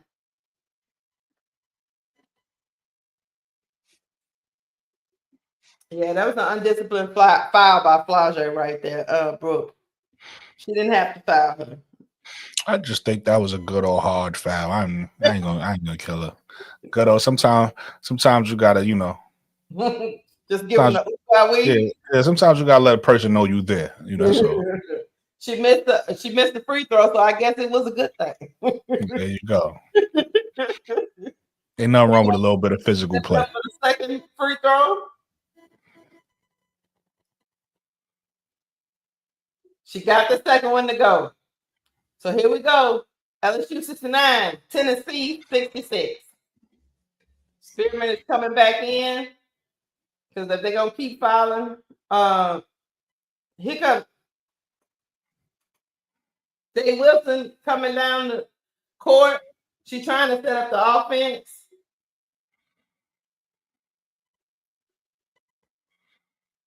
She passes it to Michaela Williams. I knew it. I was about to say there should be a bucket. She got the bucket to go and one. I knew it. She was in her spot. Yeah. It was nothing she could do. Puckett couldn't do nothing. She don't agree with the call, but it doesn't matter. Michaela's at the line.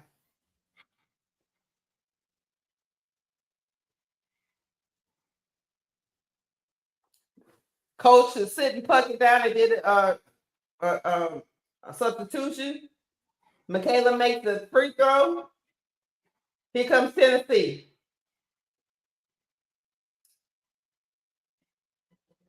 Spencer's passing the ball around. They take the 3. Miss the 3. Spearman is fouled getting the offensive rebound. There's no friends in the paint. No friends, guys. It's very physical down there.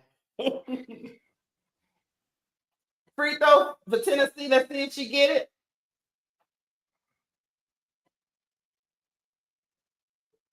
Sinks the first. Sinks the first. Ready Milky Way say, okay, Tennessee, they ain't playing. No, they're not ready Milky Way.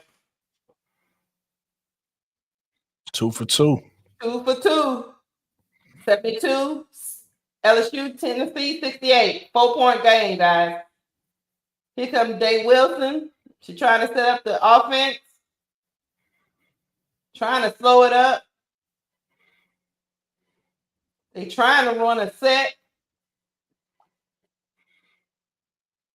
Flage comes off the curl. She misses the shot. Morrow with the rebound. She misses the shot. Here comes Tennessee.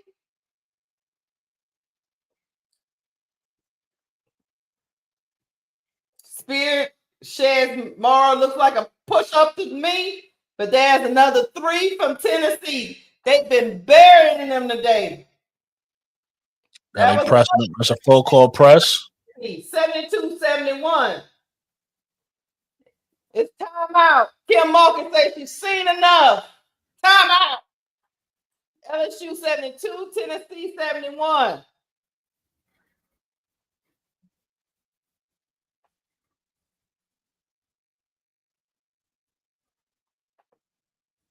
Boyd knocked that down. Let me tell you something about this Tennessee team. they can knock down the three. Yeah, they letting it fly. Huh? They letting it fly. Now you see why I don't like people that rim run all game long. Sometimes you gotta let it. Sometimes you gotta let it fly. I don't mad. I ain't mad at the rim run, but if that's all you do, I'm gonna call you out. Right? I'll let it fly. So why you can't just let a rim run? You know what? Let me tell you something though. Yeah. I'm gonna be devil's advocate. If they would rim run sometime, there'll be a better team. No. It's nothing wrong with getting to the basket and getting points in the paint. My thing is, Tennessee. Well, I'm talking about Tennessee. No. Tennessee, I think, is doing that. Tennessee is, they just keep missing. They got those $1 million moves and missing. They taking those paid points. They just missing them. They see with Tennessee is what you said earlier. You don't like Tennessee look like a streaky team because they've been shooting these threes all game. It wasn't falling. But now it's falling, at this juncture it's falling. But you got to let it fly. You can't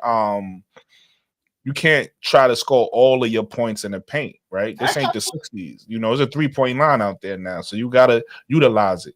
You don't want to live and just only shoot threes, right? You want to get to the paint. You want to try to get fouled.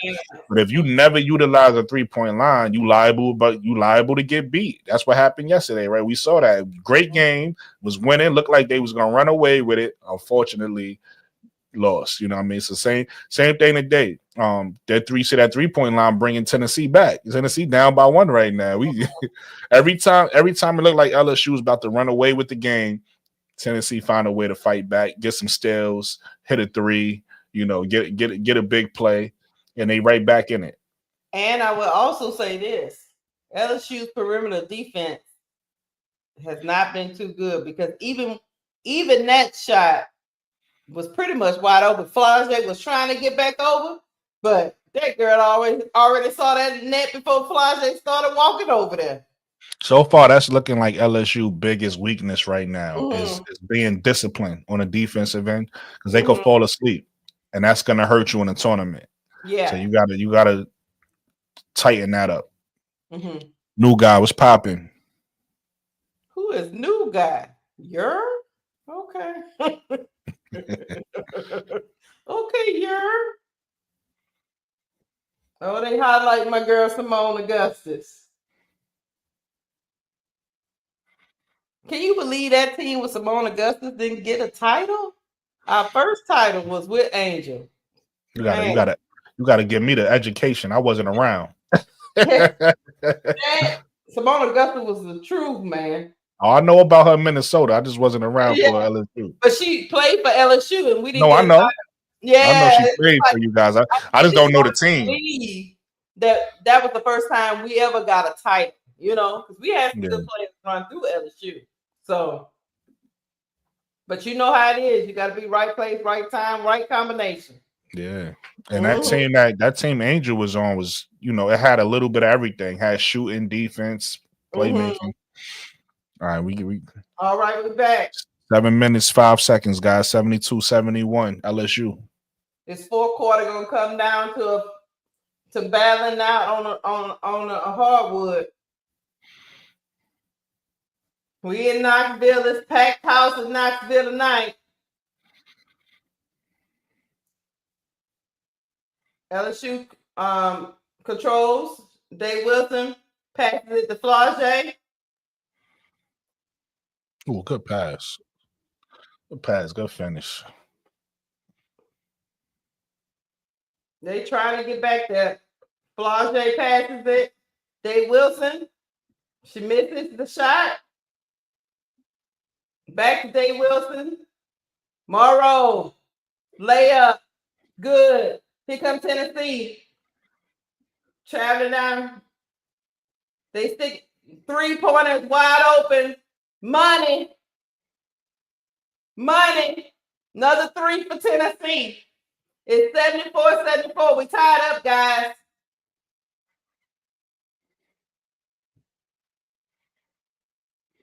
We all knotted up. That's a turnover. LSU. Okay, that's not. Rebound. Wolfenberger gets it to go. 76-74 LSU. Here comes Tennessee. Spencer is dribbling. She passes it out. She looked like she get caught up. Flau'jae is playing great defense on her.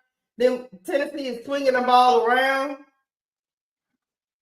They probing at that 3 line. They hunting for that 3-point shot. Another 3 is wide open, but they miss it. Offensive board for Cooper, and she gets the and one. She puts it back up. And 176-76. Do me a favor, Lakeisha. Try to refresh your feed. I think you're a little bit behind. ESPN. Yeah, just refresh it. I think you're a little bit behind. No, the actual feed, not the game. Oh yeah, you talking about like go out and come back in? Yeah, just hit the refresh button. It should refresh your feed for you. They be doing crazy stuff here on this app. She knocked down the free throw 76-77. Y'all, Tennessee is up 5 minutes and 32 seconds ago in the fourth quarter.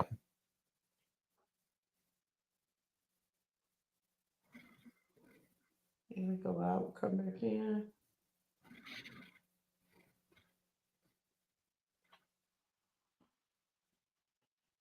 All right, Tennessee taking it to the cup.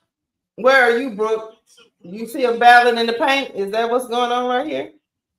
All right, yeah, they battling in the paint. Okay. I love the decision by Vols. Everybody knows that she can knock it down. So when they closed out her, she drove it.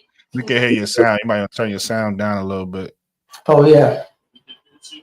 I'm trying to get it in my earphone. LSU with the midi. Anissa Merle got hurt. She limping.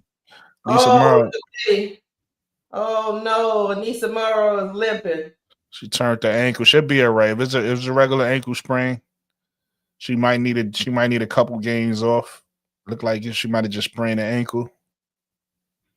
New guy's mode 3, Lakeisha. Oh, okay. She walking on it, so that's good news. That's good news. Oh, it looked like a knee. It looked like knee to knee contact. Oh, okay. Oh, yeah, it looked like they bumped knees. Interesting.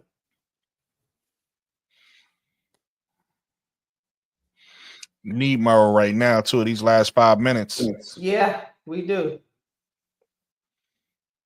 Remember I said Michaela be taking a back seat because she knows that she can. This is when Michaela got to step up now.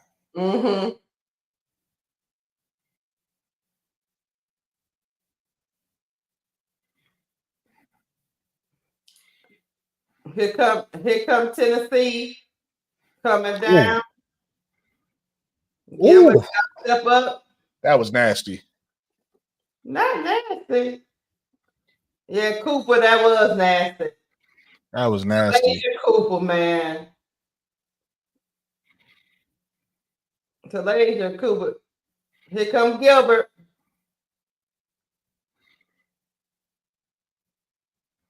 I called it, Lakeisha. Here come Michaela. Michaela Williams says, it's my time. I need Michaela to the rim and the finish. Here comes Tennessee. Cooper. She gets in the paint, but she missed the shot. Samaya Smith with the rebound leaks out to Flau'jae. 2 steps, she misses the layup. Here comes Tennessee. Ooh, Cooper trying to win this game. So Lazy Cooper takes it from 3 and connects. It's another drippy wet 3.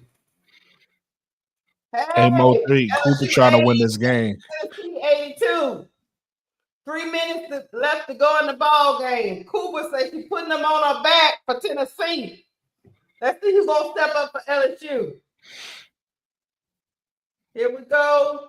Day Wilson is probing around the 3-point line. Gilbert's got the ball. Tough shot.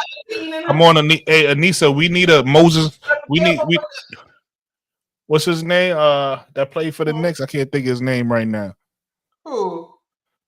He played with Clyde Frazier. I can't think of his name, old school. But we need one of the moments. We need you to come back. we need you back, Anissa.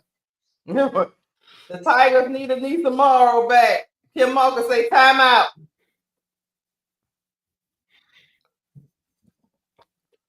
Defense, come on, deep.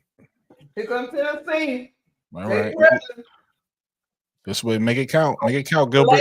She's gonna take another 3, but she misses it. No good. Here comes Gilbert racing up the court. The layup is good by Gilbert. Gilbert LSU putting them on the back. LSU, we knotted up. LSU got to buckle down and play some defense right here. Here comes defense gonna win this game. Cooper say this is her turn. She gives the ball up. Michaela tried to get a charge. That was a flop. Oh, she got it to go. Here comes Flage. Flage got the layup and one. Big Four with the biggest move. With the biggest move in the paint. Big Four. Somebody gotta step up. Big Four. What state is on ESPN Plus, Tish Money? ESPN Plus. Mm-hmm. So ESPN. Yep. This is high level basketball we're watching right now. We knotted up at 84. Big Four knocks it down. 2 minutes ago, guys. 2:07. 85-84 LSU. She got the free throw. So 85-84 Tennessee. So here we go. We got 2 minutes. The last 2. Here we go. She almost lost the ball. Tennessee almost lost the ball, but they retained possession. They're setting up their offense. Spearman, the shot clock is running down. She missed it. She got the ball taken from him. It is still the LSU ball. That was great defense. Great D.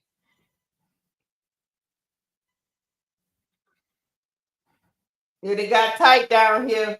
1 minute, 42 seconds to go, guys. There's only 4 left on the shot clock. Gotta put it up. Rejected by Flage. Great defense. 2.3 left on the shot clock.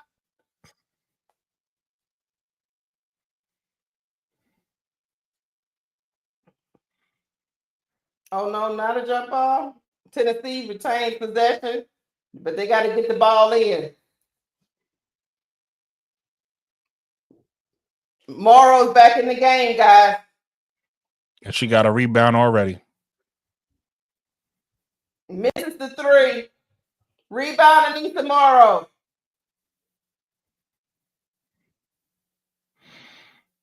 I ain't gonna lie to you. On Dave Wilson. Listen, this is one game. Called by Kim Mulker. I don't know what Dave Wilson was doing. Listen, it's just one game. I don't want to judge this girl off one game because I hate when people do that. But I don't know what Dave Wilson doing on the floor. She do that every game. You can judge. I don't know why she on the floor. For real. She do that every game. I've given her 17 games, Brooke. She was a transfer, so this is our first 17 games together. She do that every game, Brooke. I don't know why she proceeds to that corner when she's not that tall. She's maybe like 5'8", maybe 5'7", 5'8", and she gets to that corner and the people trap her. I don't know why.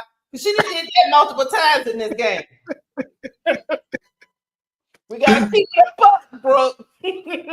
We gotta get a body on Talasia Cooper, man. Yes. We gotta get a body on her. Hey, she knocking down threes. Nobody in the vicinity. I like her aggressiveness because, like I said, she missed a couple shots, but it's not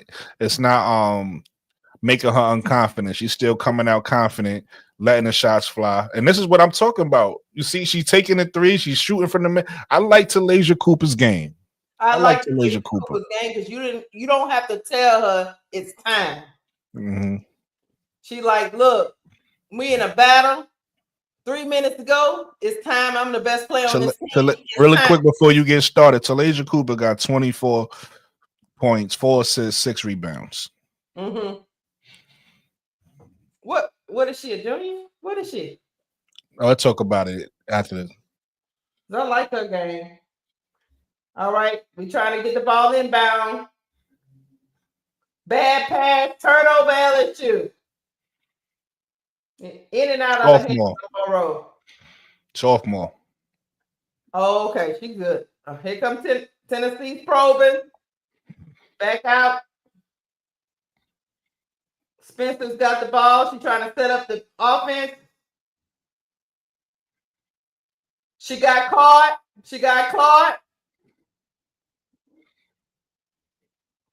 Rebound.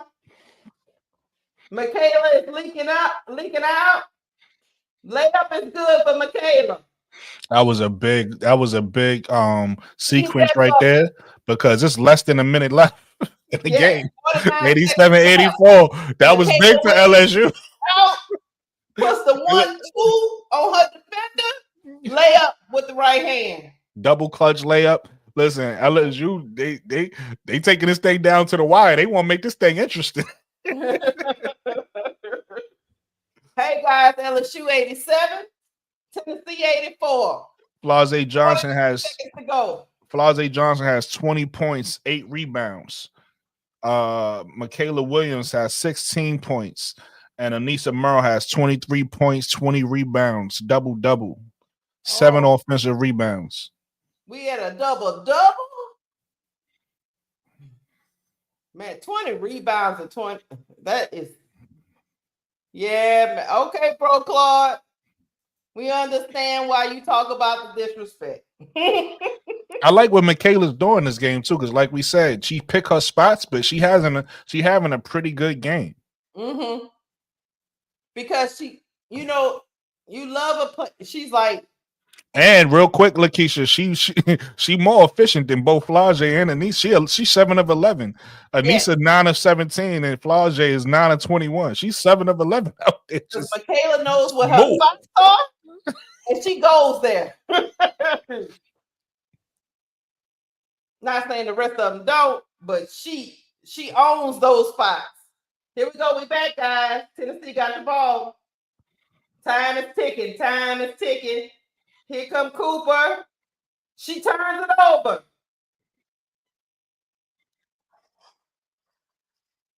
Turnover from LSU. Hit the 3, and it's wet for the tie. We tied up 87-87. 29 seconds left to go. Flau'jae got it. She missed it. That was terrible. That was terrible right there by LSU. LSU trying to make this thing interesting. When you go put the game away, this is Lakeisha. This is the problem when you don't have a floor general on the floor. This is right. LSU's problem because they made it harder than what it is. They try to advance the ball in transition, turn it over, right? Mm-hmm. Tennessee get a big 3, and then Flau'jae try to rush down and then throw up the fancy layup and it missed. Mm-hmm. A floor general would have slowed that down. Mm-hmm. The shot clock is off. 21 seconds left. We knotted up. We tied up. Gilbert has the ball. She dancing. The shot clock is off. They can hold the ball the whole time. 8 seconds left on the shot.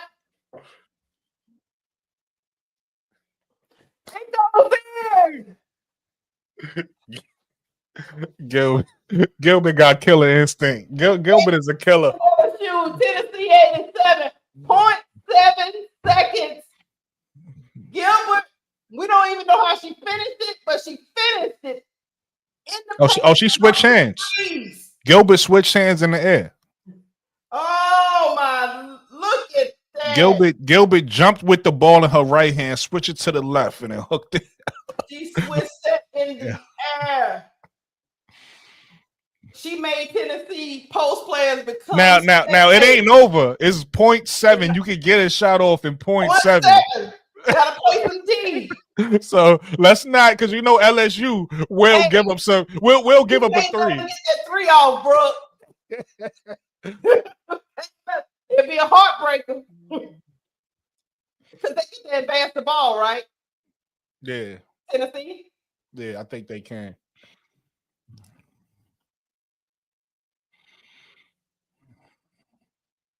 This was a good game, though. From each quarter was competitive. LSU needed this because they've been coasting, you know. Mm-hmm. All right, guys. 0.7 seconds. You can still. Oh, they're going to change it to 0.9. 0.7 seconds left in it. They're going to change it from 0.7 to 0.9. 0.9 seconds. Now.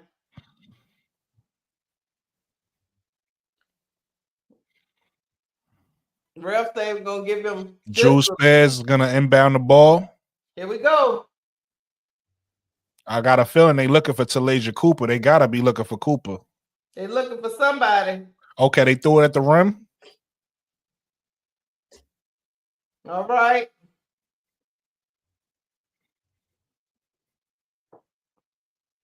Spearman gets it off, but she misses it. LSU wins, guys. 89, Tennessee, 87. That was tough. That reminds me of what happened to my Sky when Asia Wilson caught the ball and broke our hearts.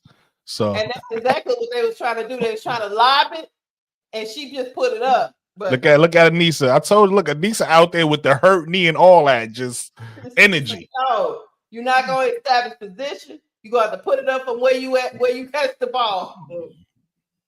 All right. Look at Love. And she said, yes. Yeah. That was a thrilling game. Yeah, Plum was holding Angel, Reddit. Huh? No, Reddit was saying Plum was holding Angel. You right. Yeah. Man. Look at Moki. Moki lipping off the court like she played in the game. Moki aged 10 years. She is not happy. Do you see her face? So now that the game is over, Lakeisha, if you want, you could drop the link in the chat and have people come up and talk about the game. Here I go. Look, here I go with switching. Let's switch my layout. Let's see if it worked. Me and the panel. Yeah, that puts you done did me. You done did me how you did KSAP. Is Nate still in the chat? Yeah, Nate's still in the chat. Okay, hold on. Let me get the invite. Copy. So what you how you felt about the game though, Lakeisha? I think what I felt is that point guard play is just in the perimeter defense, they gotta fix it. I don't know if they can fix the point guard play, but they can fix the perimeter defense. Because even Day Wilson, either one, you get the same thing. You get the same thing for both players. You see me? She got me on a big screen. Ready? You see it? You see me? Did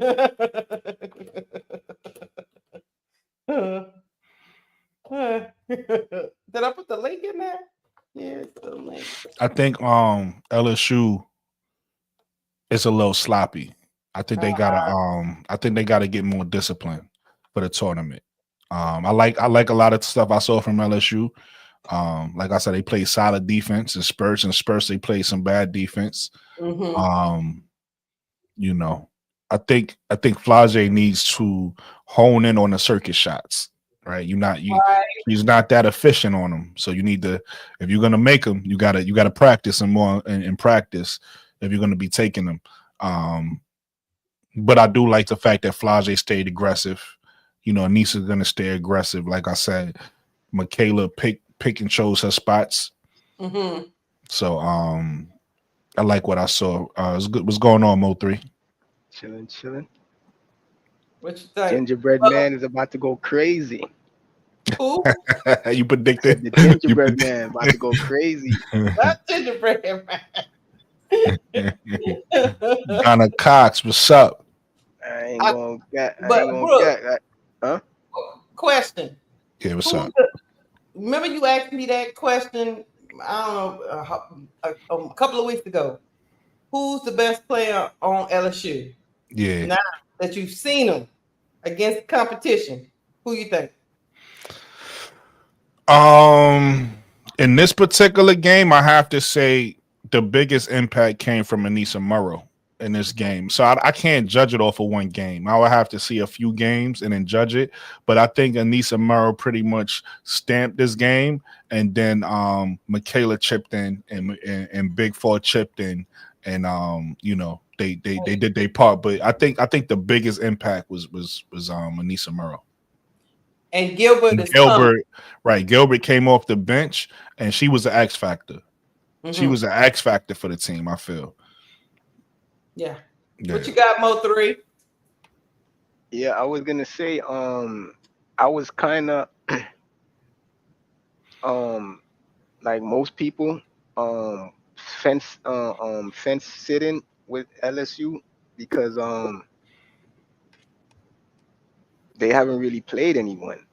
Yeah, they undefeated, but they haven't really played anyone. But seeing as how they seeing how they played in this game versus a ranked 13 and what they were 13-1, 14-1. What's Tennessee record? Let me see what Tennessee's record is. That's a good 13 They and like 1. 13 or 14-1. I think I'm pretty sure they only lost like one game. Yeah, they 13 and 1. Yeah, 13-1. Okay, they 13-2 now, but 13-1 prior to this loss, and they played.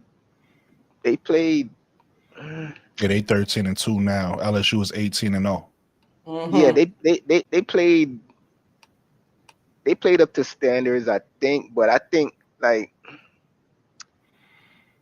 my perspective is they I think I got a better perspective of them because they didn't play a particularly clean game and they were able to come out with the win, but because they could have played a bit better. Like their defense could have been better. They could have been more careful with the ball, and it just a lot of room to clean up. Like they made a lot of silly mistakes.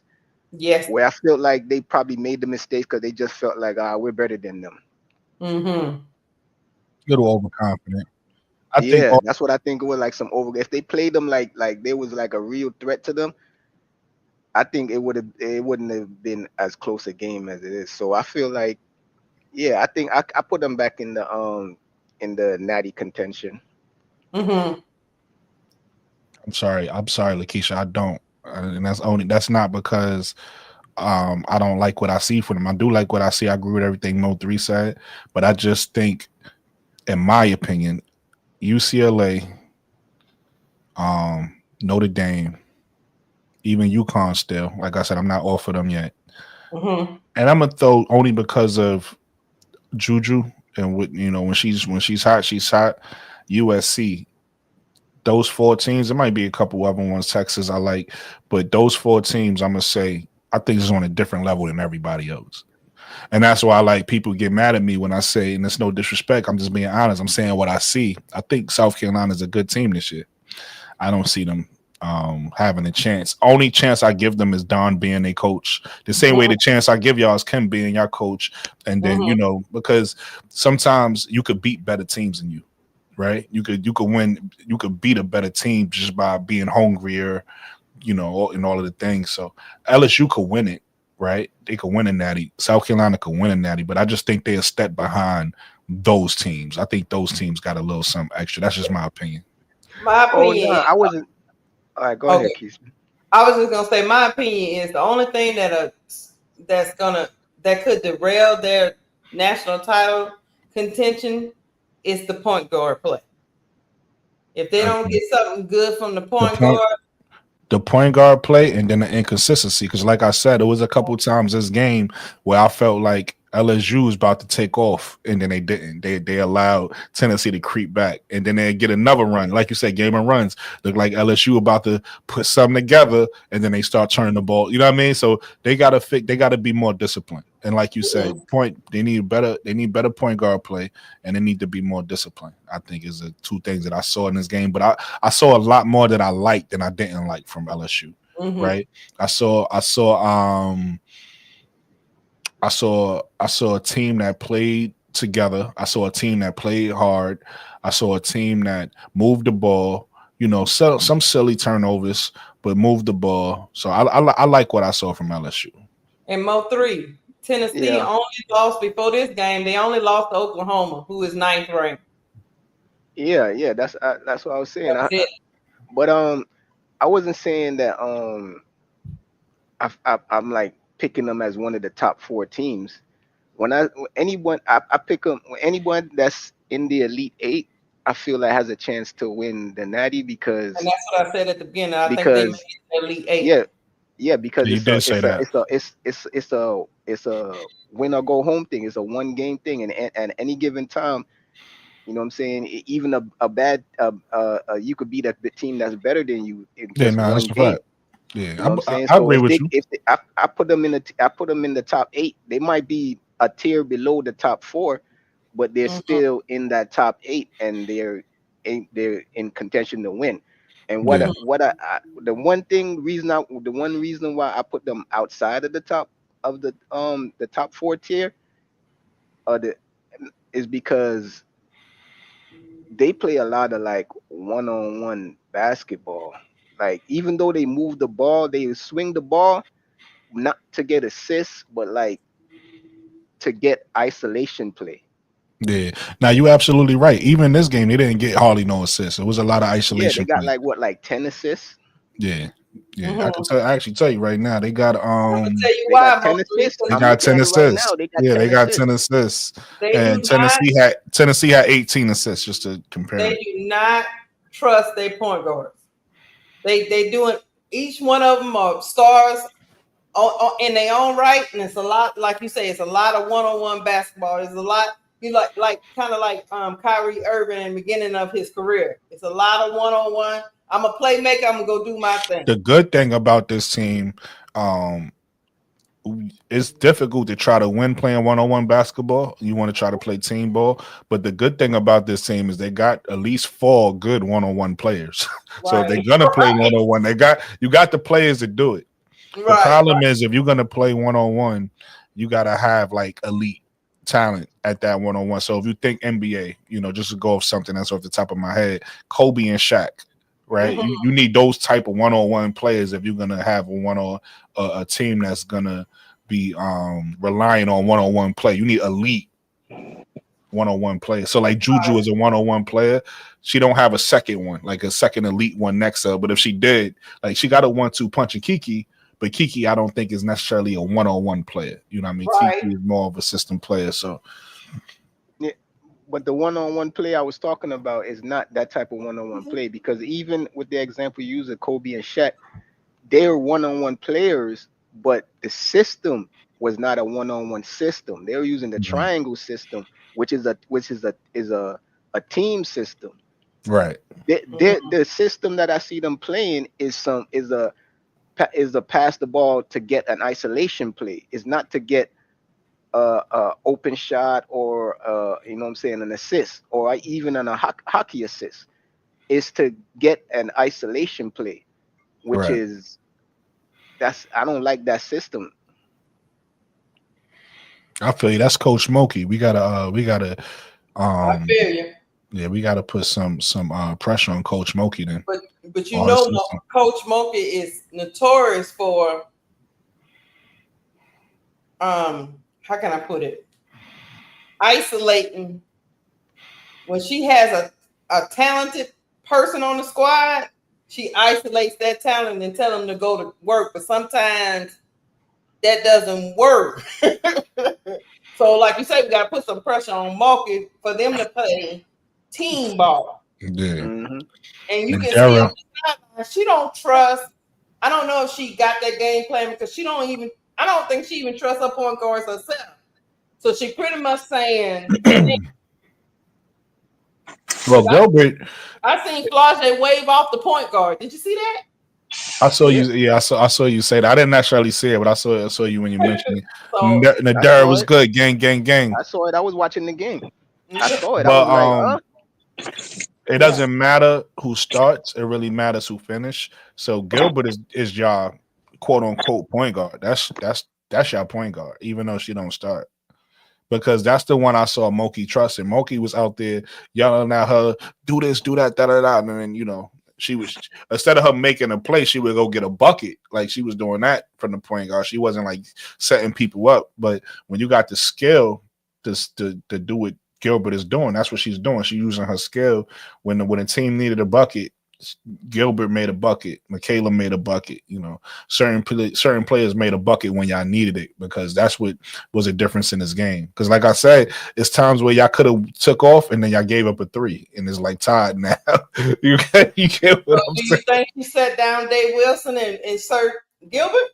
Yeah, that's what she does. I mean, because I was wondering, like, again, I don't want to give too much of a deep dive on these players watching really one game, but I noticed Gilbert ain't really had no impact numbers wise or watching wise. Like when I was looking at her, I'm sitting here like, why is she on the floor? Right? Like somebody else need to be on the floor.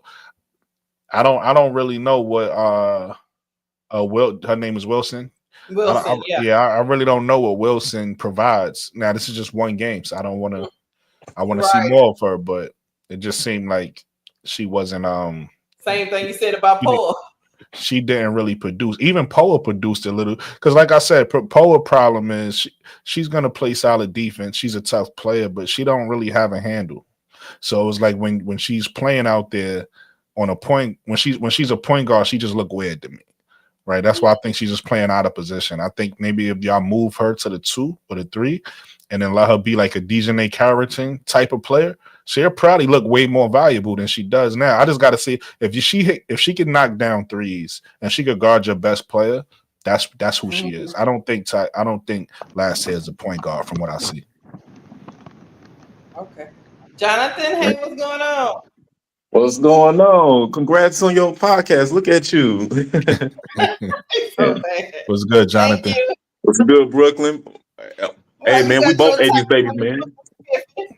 Thanks. What'd you say? I said, Jonathan got the tie on looking spiffy. Yeah, you know, security type of thing, security work. Yeah. What you think of the game? Man, that was one of the best. That was a great game, man. That was one of the greatest games I've seen. Like Tennessee came to play, like both teams came to play, but I like Tennessee's effort making that comeback. They really try to like fill it in. It's just LSU always has the last laugh. They always have that last laugh. At this point, I know a lot of people ain't gonna agree with me, but it's got to the point after watching how Kaylin Gilbert been playing and how she make these shots, to get them out of the bad situation and to giving them a miracle win. It hit the game winner today. Yeah, she hit the game winner.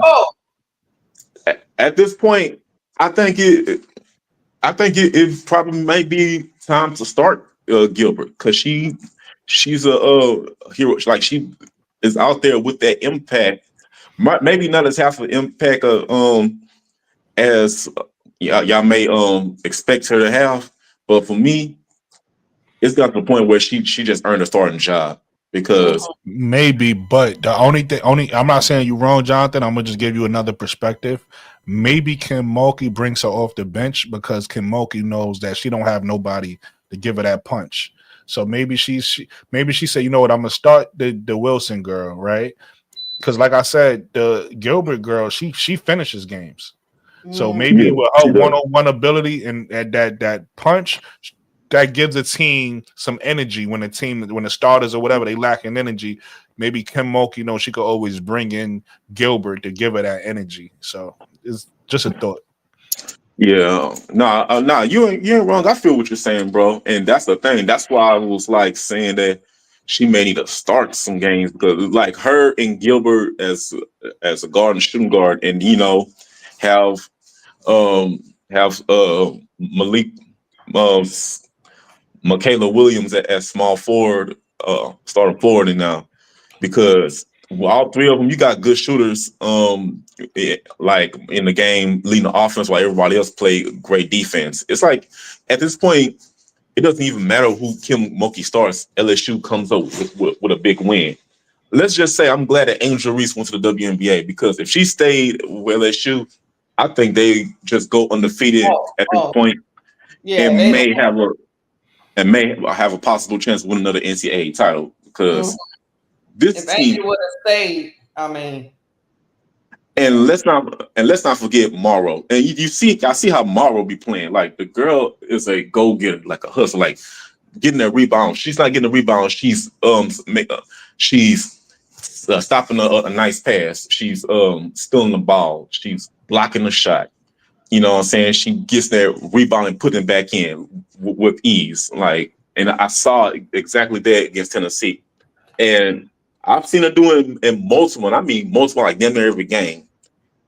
Her and Angel Reese together with the rest of those, that would have been way more. That would have been a scary LSU team. So, I'm just saying, but it's a good thing that Reese is in the WNBA. It went to the WNBA because no teams. I don't think no teams will stand a chance to get those double queens. Yeah. Listen, my big bro, Simply Ball dropping KSAP for everybody that's not getting the notifications. He'll be going live at 8:45 p.m. Central Standard Time to give us some Kennedy Carter news for anybody that's not getting the notifications. So I'm just letting you know. Let me tell you something, Jonathan. If Angel Reese was still on this team, they got shooters and playmakers all around. Yeah, it would have been nasty. Everybody would have hated Angel Reese. Like, what a punk. She couldn't even go to WNBA. She wanted to stay another year because she knows she can't handle it. Like, they would have jumped on her so much. You know they gotta jump on her on every little thing. You see how insane they went when she got put in the cover of the Vogue magazine. Them Clarkies was like just turning every devil. They was in demonic mode. They like, oh, I'm gonna really hunt her down now. I'm gonna really hunt her down. Like, they're gonna be stalking Angel Reese real soon. Y'all just wait. And if I was a security officer, I would have had my guns ready to start blasting. I don't play all that. Let me tell y'all this. Let me give Tennessee some love. Talasia Cooper. Oh yeah, is a good. She a sophomore, Brooke. Yeah, sophomore. She a problem. It's definitely a problem. She's a problem. What do y'all think happened down the stretch? Because Talasia Cooper was taking over the game with 3 minutes to go. Down the stretch, it got funky. Cooper hits shots at the best time. She hits them on crunch time. The 3-pointers that she hit, they needed that. Like, she kept them in the game every chance. I mean, unfortunately, she couldn't, finish it up, but she showed us that she has game-winning mentality. Like, she wanted to win that game. Yeah, she just came up a little short. But she won't be struggling like that for long. Wait till the Twins come to Tennessee. Oh, she gonna have some help. Do y'all think Tennessee ranking is right? 16? I'm gonna say they deserve to be a little more higher because of their effort that they brought. There's at least be like I like it. I mean, they ranked. They ranked. Right. I'm not mad at the 16 ranking. Yeah, there's so many schools that are.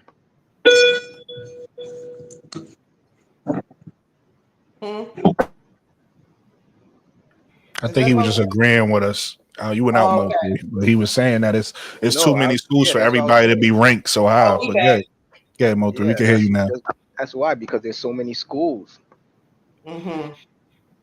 Yeah, I went to, but yeah, I became a Talasia Cooper fan, and that team is. I put it like this: Tennessee is never out of it because they can shoot the three. They can shoot the three as a team, not just one player. You know what I mean? I want to give Jules Spears some credit too because, like I said, Talasia Cooper. I kept saying who's going to be her sidekick, who's going to step up. Brass was saying Sarah Puckett, but Jules Spears is the one. She actually scored more than Talasia Cooper. Jules Spears had 25, and Talasia Cooper had 24. You know, Talasia Cooper had 24, 5 assists, and 5 rebounds. So shout out to her. That was a really good game off 10 and 23 shooting. Jules Spear had 25 off 7-11 shooting. Very efficient, like I said, Michaela. So that was the person who stepped up for Jules Spear. Jules Spear and Talasia. That's what you need. You just need a team. You need it's difficult to win against good teams by yourself. So you need at least 2 or 3 players to come with you. So Jules Spears definitely stepped up. That was their 1-2 punch. And you know, they had a shot to win this game. Yeah. You know. Ruby Whitehorn had 10, Samara Spencer had 10, so they I don't wanna diminish their points. They you know, they helped out too, but they had a shot to win a game. Both teams play well. I agree with Jonathan in Mode 3. Both teams, it was a good game. Both teams played well. It was a defensive game, like you said, game of runs. But you know, both teams got things they need to work on. You know, with these great records, like I said, I don't really put too much stock into these records because these teams beating up on, you know, lesser talent. So I don't put too much stock into these records. But you know, two good teams played each other, and they gave us a good game. Yeah, they did. I think going forward, LSU, the SEC is going to be a battle no matter who they play. I think it's going to be like this pretty much the whole way through. Stuff for probably a couple of teams that's not good. There's a lot of teams in the SEC that are pretty good. I mean, Vanderbilt is pretty good. South Carolina, you know, they got some. Oklahoma. They got some teams. It's gonna be a gauntlet getting through January. Man, it's gonna be fun. Yeah, the SEC and the Big Ten have the 2 toughest conferences. Yes, it's gonna be fun. Yes, they're gonna have to figure out this whole, like you guys are saying. You know, it's hard to win when you're playing one-on-one basketball. They're gonna have to figure out that balance. For LSU to be ranked number 6, this was a game they were supposed to win. I want to see what they do if they have to play one of those top 5 teams. I want to see what they look like because I'm going to be excited to see what South Carolina look like on the 12th, I believe it is. They play Texas. I'm gonna see what South Carolina is made of, and that's gonna actually maybe change my mind because, you know, South Carolina is a beloved team, so people get mad at me when I say I don't think they're that good. But I don't. Again, y'all know me. I don't mind being wrong. Maybe I am wrong. We'll see. And that game, that's going to be one of those games that showed me who South Carolina really. They played today. They kicked Texas A&M ass. I wasn't expecting much from Texas A&M, but Texas, they gonna play Texas on the 12th, and that's the game I want to see. What type of South Carolina shows up versus Texas? Because I think Texas is one of those teams with the big 4 that maybe could win it all. But South Carolina is a man down. Who's out? Yeah, well, Watkins. I asked the Watkins went. Oh, I'm not. That's not an. They should be. That's not an excuse to me. I don't think they could win the whole thing without Watkins. I like Watkins, and I do think she's valuable, but I think they still have enough pieces to win the whole thing. Not necessarily to win the whole thing, because you already know how I feel about them.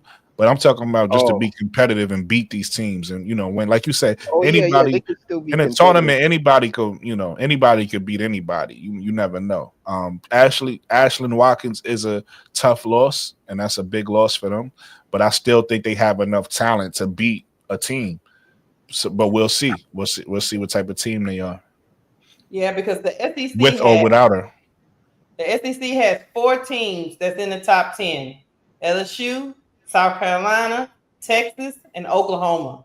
That's why the SEC is going to be a tough road for the. Once you get through that, we're going to see who's really is going to come out in the natty, because they're going to be playing top teams here on out. They might not be playing USC, but they'll still be playing tough teams. That game against South Carolina is going to be a good one. Yeah, That's what I'm saying. I don't think they have enough without Watkins.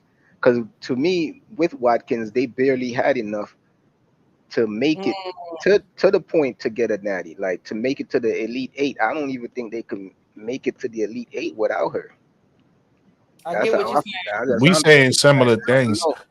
The people who are South Carolina supporters, they don't like what we saying right now. They think we crazy. Listen, I'm just I'm just speaking. telling you what people told me. That's why I said I'm gonna see. I'm gonna see. Listen, if I'm wrong, I'm wrong. I don't mind being wrong, but Because Keisha got a I don't good think I'm point. wrong The though. conference is tough. You know what I'm saying? It's not like they in the Big East or something like that. They in a tough conference. Like I, Mhm. uh, He said, he said, and think about this, Mo3. That was the number 16 team giving you the business. mm-hmm. I didn't even mention them. I was just talking about the top 10. So the SEC Yeah. is gonna be the SEC is just even Alabama is ranked 18th. Yeah. Alabama's tough though. Alabama, because Alabama, that's a team with Alicia Nye, right? Aaliyah Nye, I think her name is Aaliyah Nye, Sarah Ashley Barker. Yeah, they got Yeah, so some talent even over though there. they're not playing like UConn and USC and teams like You that. got Kentucky now that's up and coming in the Oh, I SEC. forgot about them. They ranked 15th. Yeah, so That's still the SEC. I still UConn. think UCLA is a team to beat in women's basketball. Yeah, I'll put UCLA at the.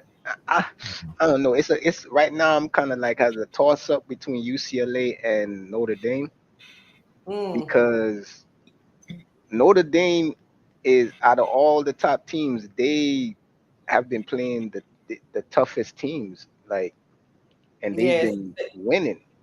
right. They're I just scared.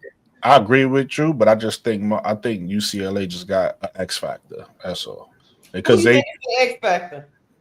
6'7" Lauren Betts because or 6'7", 6'8". The reason why I'm saying that is because you might not like Lauren Betts' game, right? But who's gonna guard her on USC? I mean, on Notre Dame. You know what I mean? So it's like you gotta think about it like that. It's not about her actual game. It's about they don't got nobody to match up with her. So it's like you got to deal with that. And then Notre Dame don't have a bench, right? So it's like you got to deal with that. So now your starters, your three, and I'm just making I like Notre Dame.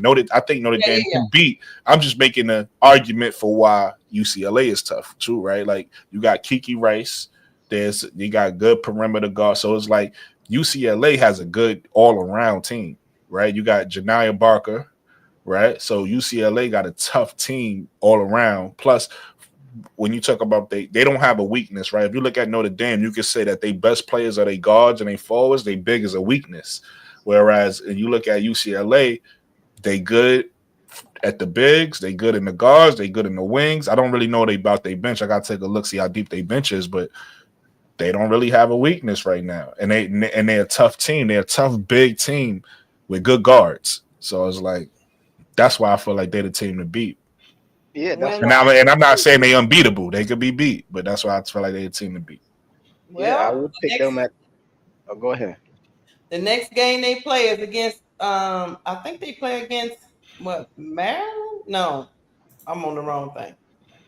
Go ahead, Mo3. I'm looking up their schedule. I was saying I would put them at one, but then I said I gotta toss Notre Dame in there because even though they have like some holes in their team, they're able to beat these ranked teams, and it's not just that they're beating them; it's the way that they're beating them. They spanking them. No. Listen, I agree with you. You I know love Notre Dame. what Hannah Hidalgo could do. First of all, being top 4, I believe she's top 4, top 3 in the country in scoring. Right? I haven't looked at the No, numbers she's number. recently. Well, yeah. I think she's The 3. last time I looked, she was top 4, but she's Yeah, top now 2 she's now. 3. I saw the So rankings today. She's 3. oh, she's 3. Yeah, let me like refresh this. No, 26 she's top points a 2. game. 26 She's points a top game. 2. I just refresh it. It's Tanaya Lawson, then it's her, then it's Juju. So she's Oh, top. probably because of the game that she played today. Yeah, probably. She's 25. She's averaging 20. She's 20, basically 26 points per game right now. Yeah, So with 25.9, Juju, right? yeah, with Juju, with I'm saying Juju. What Hannah is doing, just being consistent scoring, right? And then we already know that the talent Olivia Miles is. And then, like I said, I always give the same credit I'm gonna give Michaela Williams. I'm giving the Sonia Citron of being a star in your role. Sometimes when you have so many great players on your team, everybody can't be the focal point. So you got to be able to take a step back and be a star in your role. And that's how you win championships. So that's what Sonia Citron does, because I feel like she could do more, right? If it was less on that team, she'll be able to do more. So I feel like she does less, which and for that team, less is actually more. You get what I'm saying? Mm-hmm. So no, I agree with you, Mo3. Notre Dame is definitely a dangerous team and a team that can win, can beat anybody. Brass Tacks, what's up, my brother? Hold on, let me say this, because I just saw my brother Brass Tacks. This actually reminded me of another point that I didn't even make. They doing all this with Maddie Westbeld just getting back. So once she get back into the fold, they're gonna be even more dangerous team when Maddie Westbeld get comfortable. She played today. Yeah, I know. She a couple like 2 or 3 games ago was her first game back, so she's back. But you already know when you come back, you still need a couple games. You need to knock the rust off. Yep. Yeah. So when she get back to Maddie, they're gonna be even more dangerous. Be even more dangerous. Congratulations, Keisha. Thank you. The biggest. Exactly, the biggest. I know you got all her music on your phone. I do. That's what I was telling Brooklyn. I was like, I don't want her to leave. Dang it. Yeah, you gotta let that flower bloom though. You gotta let it bloom. Yeah, that was a good game though. What you think, Brass Tacks? What you think? I was rooting for Tennessee because I go back with Tennessee. You know, I'm a Pat Summitt fan, and I go back a long way with them. But I ain't mad though, because I like Florida. Anissa with 21 rebounds is ridiculous. Ridiculous. And now Brooklyn, you see what I'm saying? When we was talking last night, with Bro Claude crashed out, and he asked me my opinion. I was agreeing with you. I don't know if you heard me. I know. I'm saying we were just talking about her last night. Yeah, that's what I'm saying. Yeah, because I like her better than Kiki. She a bigger dog than Kiki. Yeah, that's a fact. And she showed the scouts tonight. Because best believe they were in the house when you talk about a top 20 matchup. Mm-hmm. You best believe they were in the house. They're gonna be watching this month for sure. There's no doubt about it. And you know, that was huge. But your girl, Gilbert, clutch. Yeah. Gilbert's clutch. Walked them down. She walked them down. Walked them down. Yeah. That she was Kim Mulkey's nuclear weapon. Mm-hmm. And Flange's 20-8 was the quietest 20-8 I've ever seen. Yeah, she got her points in spurts. But to your credit, what you just said, Brass, I noticed what you saying. I noticed it during the game because, like I said, Kim Mulkey was on the side of the court, like talking to her point guard, right? And like I said, she wasn't talking because everybody's different. Everybody has a different skill set. So when she was talking to a point guard, Gilbert didn't set a play up. She went and got a bucket. Yep. You get what I'm saying? Yep. Yep. That's why I think she'll play in the league because she could create her own shot. Definitely gonna play in the league. She definitely got the specifically because she could create her own shot. Yeah, she can. And she can create her own shot, and she's 5'8", so she's a good size for a guard. And she's strong for her size. Yeah. Yeah, that's what I was. She's powerfully built. And if what Lakeisha is saying is correct, The only thing she'll probably have to, not the only thing, but one of the things she will have to shore up is her defense. Yeah. I'm surprised. I haven't been watching like Lakeisha's watching, so I'm surprised she's not a better defender than she is because of her athleticism and quickness. I think you get with the right coach, but you get with the right coach, you could, because she got the right styles for it, and she got the right athleticism. She got the right coach. Well, listen, she do. You got the right coach. That's for damn sure. That's a fact. She was a transfer, so she just been under Kim Mulkey just these 17 games. Yeah. And what you said is key. What you said is key. Want to, because Centron, Dalgo, Raven. You know what I'm saying? People sleep on Olivia defense, but she guarding too. Yeah, that want to, man. I mean, Olivia just big. She plays defense, but she plays quiet defense. You know what I mean? You can't. And what I mean by that is, I know what you mean. Yeah, that people look at her and say, "Oh, she don't want to play no defense." Then you find out she actually does. Yeah. But with Raven, out the gate, she gonna be in your face. Like, there's no mistake about who the dog is on that team. And Olivia plays.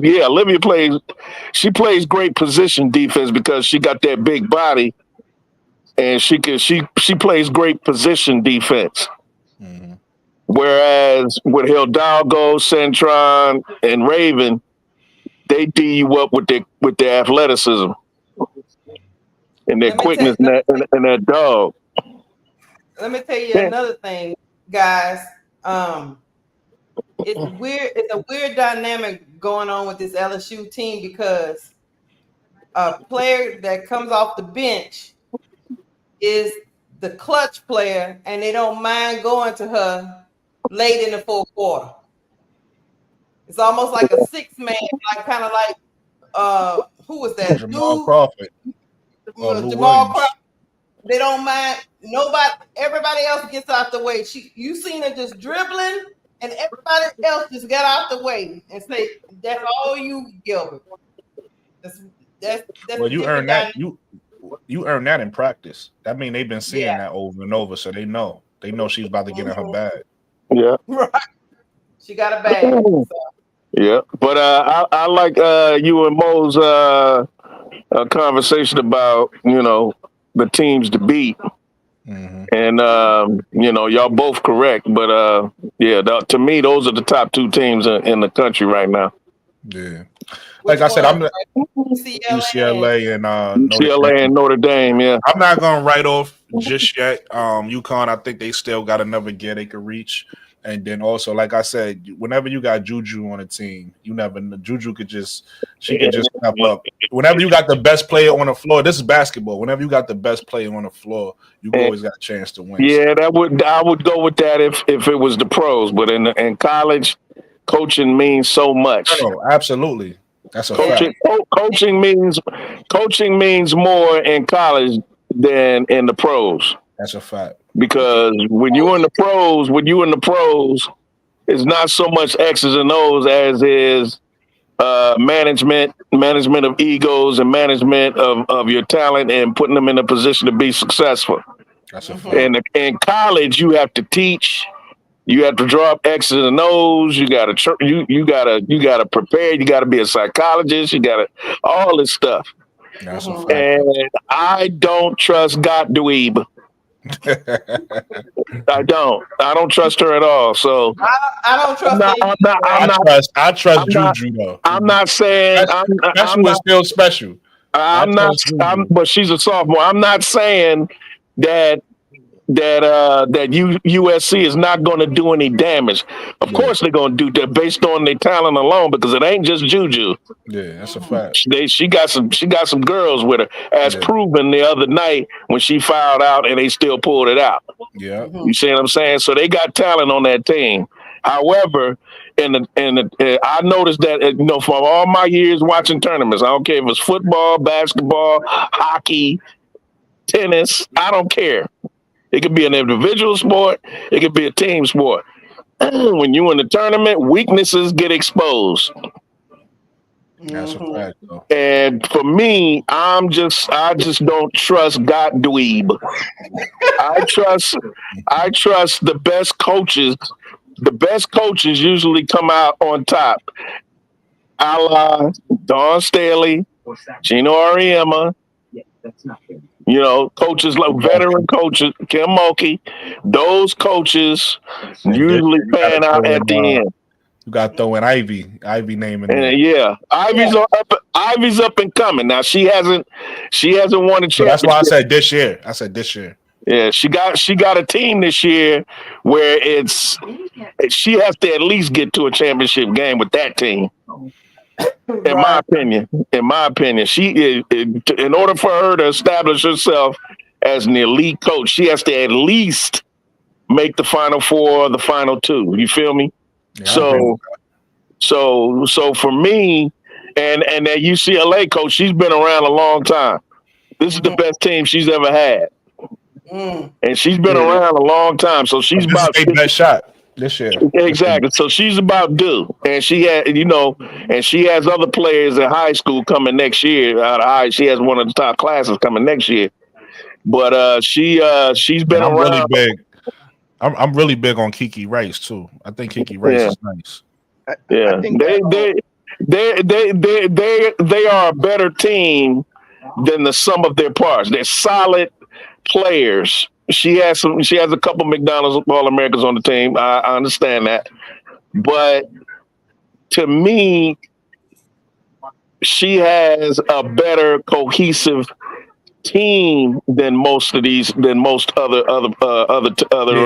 programs from top to bottom. Yeah, there's no real weaknesses. She got good guards, good bigs. They're well coached, and I think she might be starting now. Early in the season, she was coming off the bench. On the power forward, I forget the name. I just said it a second ago. But I think she's starting now. Janiyah Barker. I think she might be starting. Yeah, Janiyah Barker. Yeah. But that's a solid basketball team, and they have as good a chance as anybody to win it all. But if somebody was to ask me who I favor the team that has the best guards, because I noticed also in the history of this game that the teams with the best guards, not bigs necessarily, having a big is just icing on the cake. And your big has to be effective, like a Camila Cardoso, Asia Wilson, somebody like that. And I don't see Lauren Betts in that class. But for me, usually the teams with the best backcourts win it all. If you look at Dawn, look at all the guards. People talk about Asia and what's her name for Indiana? Leah Boston. They talk about those two, but they've always had guards. Mm-hmm. They've always had guards. So I agree with you, Brass. My only thing that I would say I see as an X factor for UCLA is Notre Dame has good guards. I don't think they have a great big. I think they big is kind of she's a freshman. For lack of a better term, that's a weakness. You get what I'm saying? She's a freshman. Right. But I'm just saying for what I see from the team. When I look at UCLA, I think they have good guards, and you feel me? Like I feel like it's more solid all the way around, kind of like what you just said. I think that's the X factor right there. Both teams have good guards, but only one team have a good big. But Notre Dame's guards, to me, in my opinion, are way better than UCLA's. But what it would come down to, if those two played, is foul trouble and coaching. Mm-hmm. And that's where I would look at Nia Ivey. Like, can you out-coach her? Because you can take a big away. Because it ain't like they're the most tremendous perimeter shooters in the world as far as UCLA. And I trust the defense of Sonia Centron, Hidalgo, and Olivia Miles against their guards. I think they can pressure them, and I think that they would double team Lauren Betts to prevent her from getting the ball. They will limit her. They won't stop her. but they'll limit her. And I think that freshman they have, even though she's not the greatest, but And they have Notre she's Dame have a decent. good big. It's just that she's hurt. I forget her name, but they have a big that's hurt.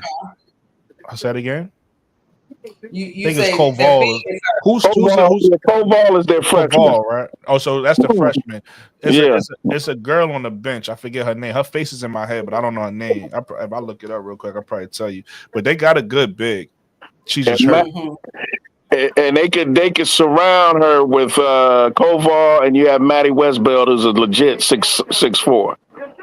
So they would, and athletic. I think they could limit UCLA. Yeah, no, listen. Both teams could beat as far as they post play. Right. Both teams could beat each other. I can't see Kiki Rice and those guards putting the stops on Olivia Miles, Hidalgo, and Centron. They too smart, too athletic, great offensively, great defensively, and that's where the edge to me is against UCLA. And I think in a one-game elimination scenario, I would go with Notre Dame based on that alone, the guard play, because I think Notre Dame by far has the best backcourt in the country. Right. Both teams can beat each other, so I'm definitely with everything you're saying. Yeah. I was just saying I think UCLA, like if we had to break both teams down, I think UCLA is just more well balanced. They don't have as many weaknesses as like if Notre Dame beats UCLA, it would have to be everything you said. It would have to be that perfect storm because again, they big isn't that great, number one, and then number two, until they get healthy, they don't really have a great bench either. So now you're really relying on your big three to win it for you, where UCLA don't have to rely on just a three. They have a team that's going to win it for them. So I just think UCLA has the advantage because of that. But I agree with everything you're saying. Both teams can beat each other. Yeah, you can make a case for both, for either or.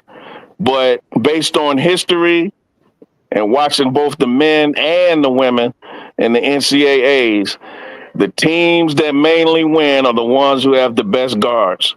Guard play in the NCAA is critical. Especially in the modern game. And going back to that rule you was talking about earlier. Yeah, your feet, and I've heard them say this on broadcast when they bring in officials to comment on certain calls in basketball. Number one, there's no restrictive circle in college basketball. That doesn't exist. Number two, if you're in good guarding position, you can move and still get a charge. As long as you're in good guarding position, which means if you're in front of the player and you get to that spot before they do, you can still. This is what they say. I'm not saying this. This is what the officials say. They say if you're in good guarding position, which means in front of the player with the ball, and they're not off to the side and you run into them when they're trying to avoid you. But if they run right into you, it doesn't matter if you're stationary or not, whether you're moving or not. If you're in good guarding position and they try to run over you, that's a charge. Now, if they try to slide off to the side of you and you move into them, that's a block charge. That's a block. They'll call that foul. The center name is Kylie. I don't know the last name, but Kylie is the person I'm talking about. That's the veteran center. Okay. Notre Dame. Yeah. And she hurt. Yeah, she's hurt right now. She's doing a lot of if you go to the website, she do a lot of the media stuff because she's hurt. But Kylie Watson, there you go. I just seen it. Is she out for the year? I don't know. We could look it up. I don't know when she's coming back, but she's another one that's out. Maddie was out. Kylie was out. But she's their center. She's normally they veteran starter. Did she get hurt during the year, or she was hurt before the season? She ain't come back before the season. Oh, yeah, I think she does come back. But they have a couple other players that are out for the year.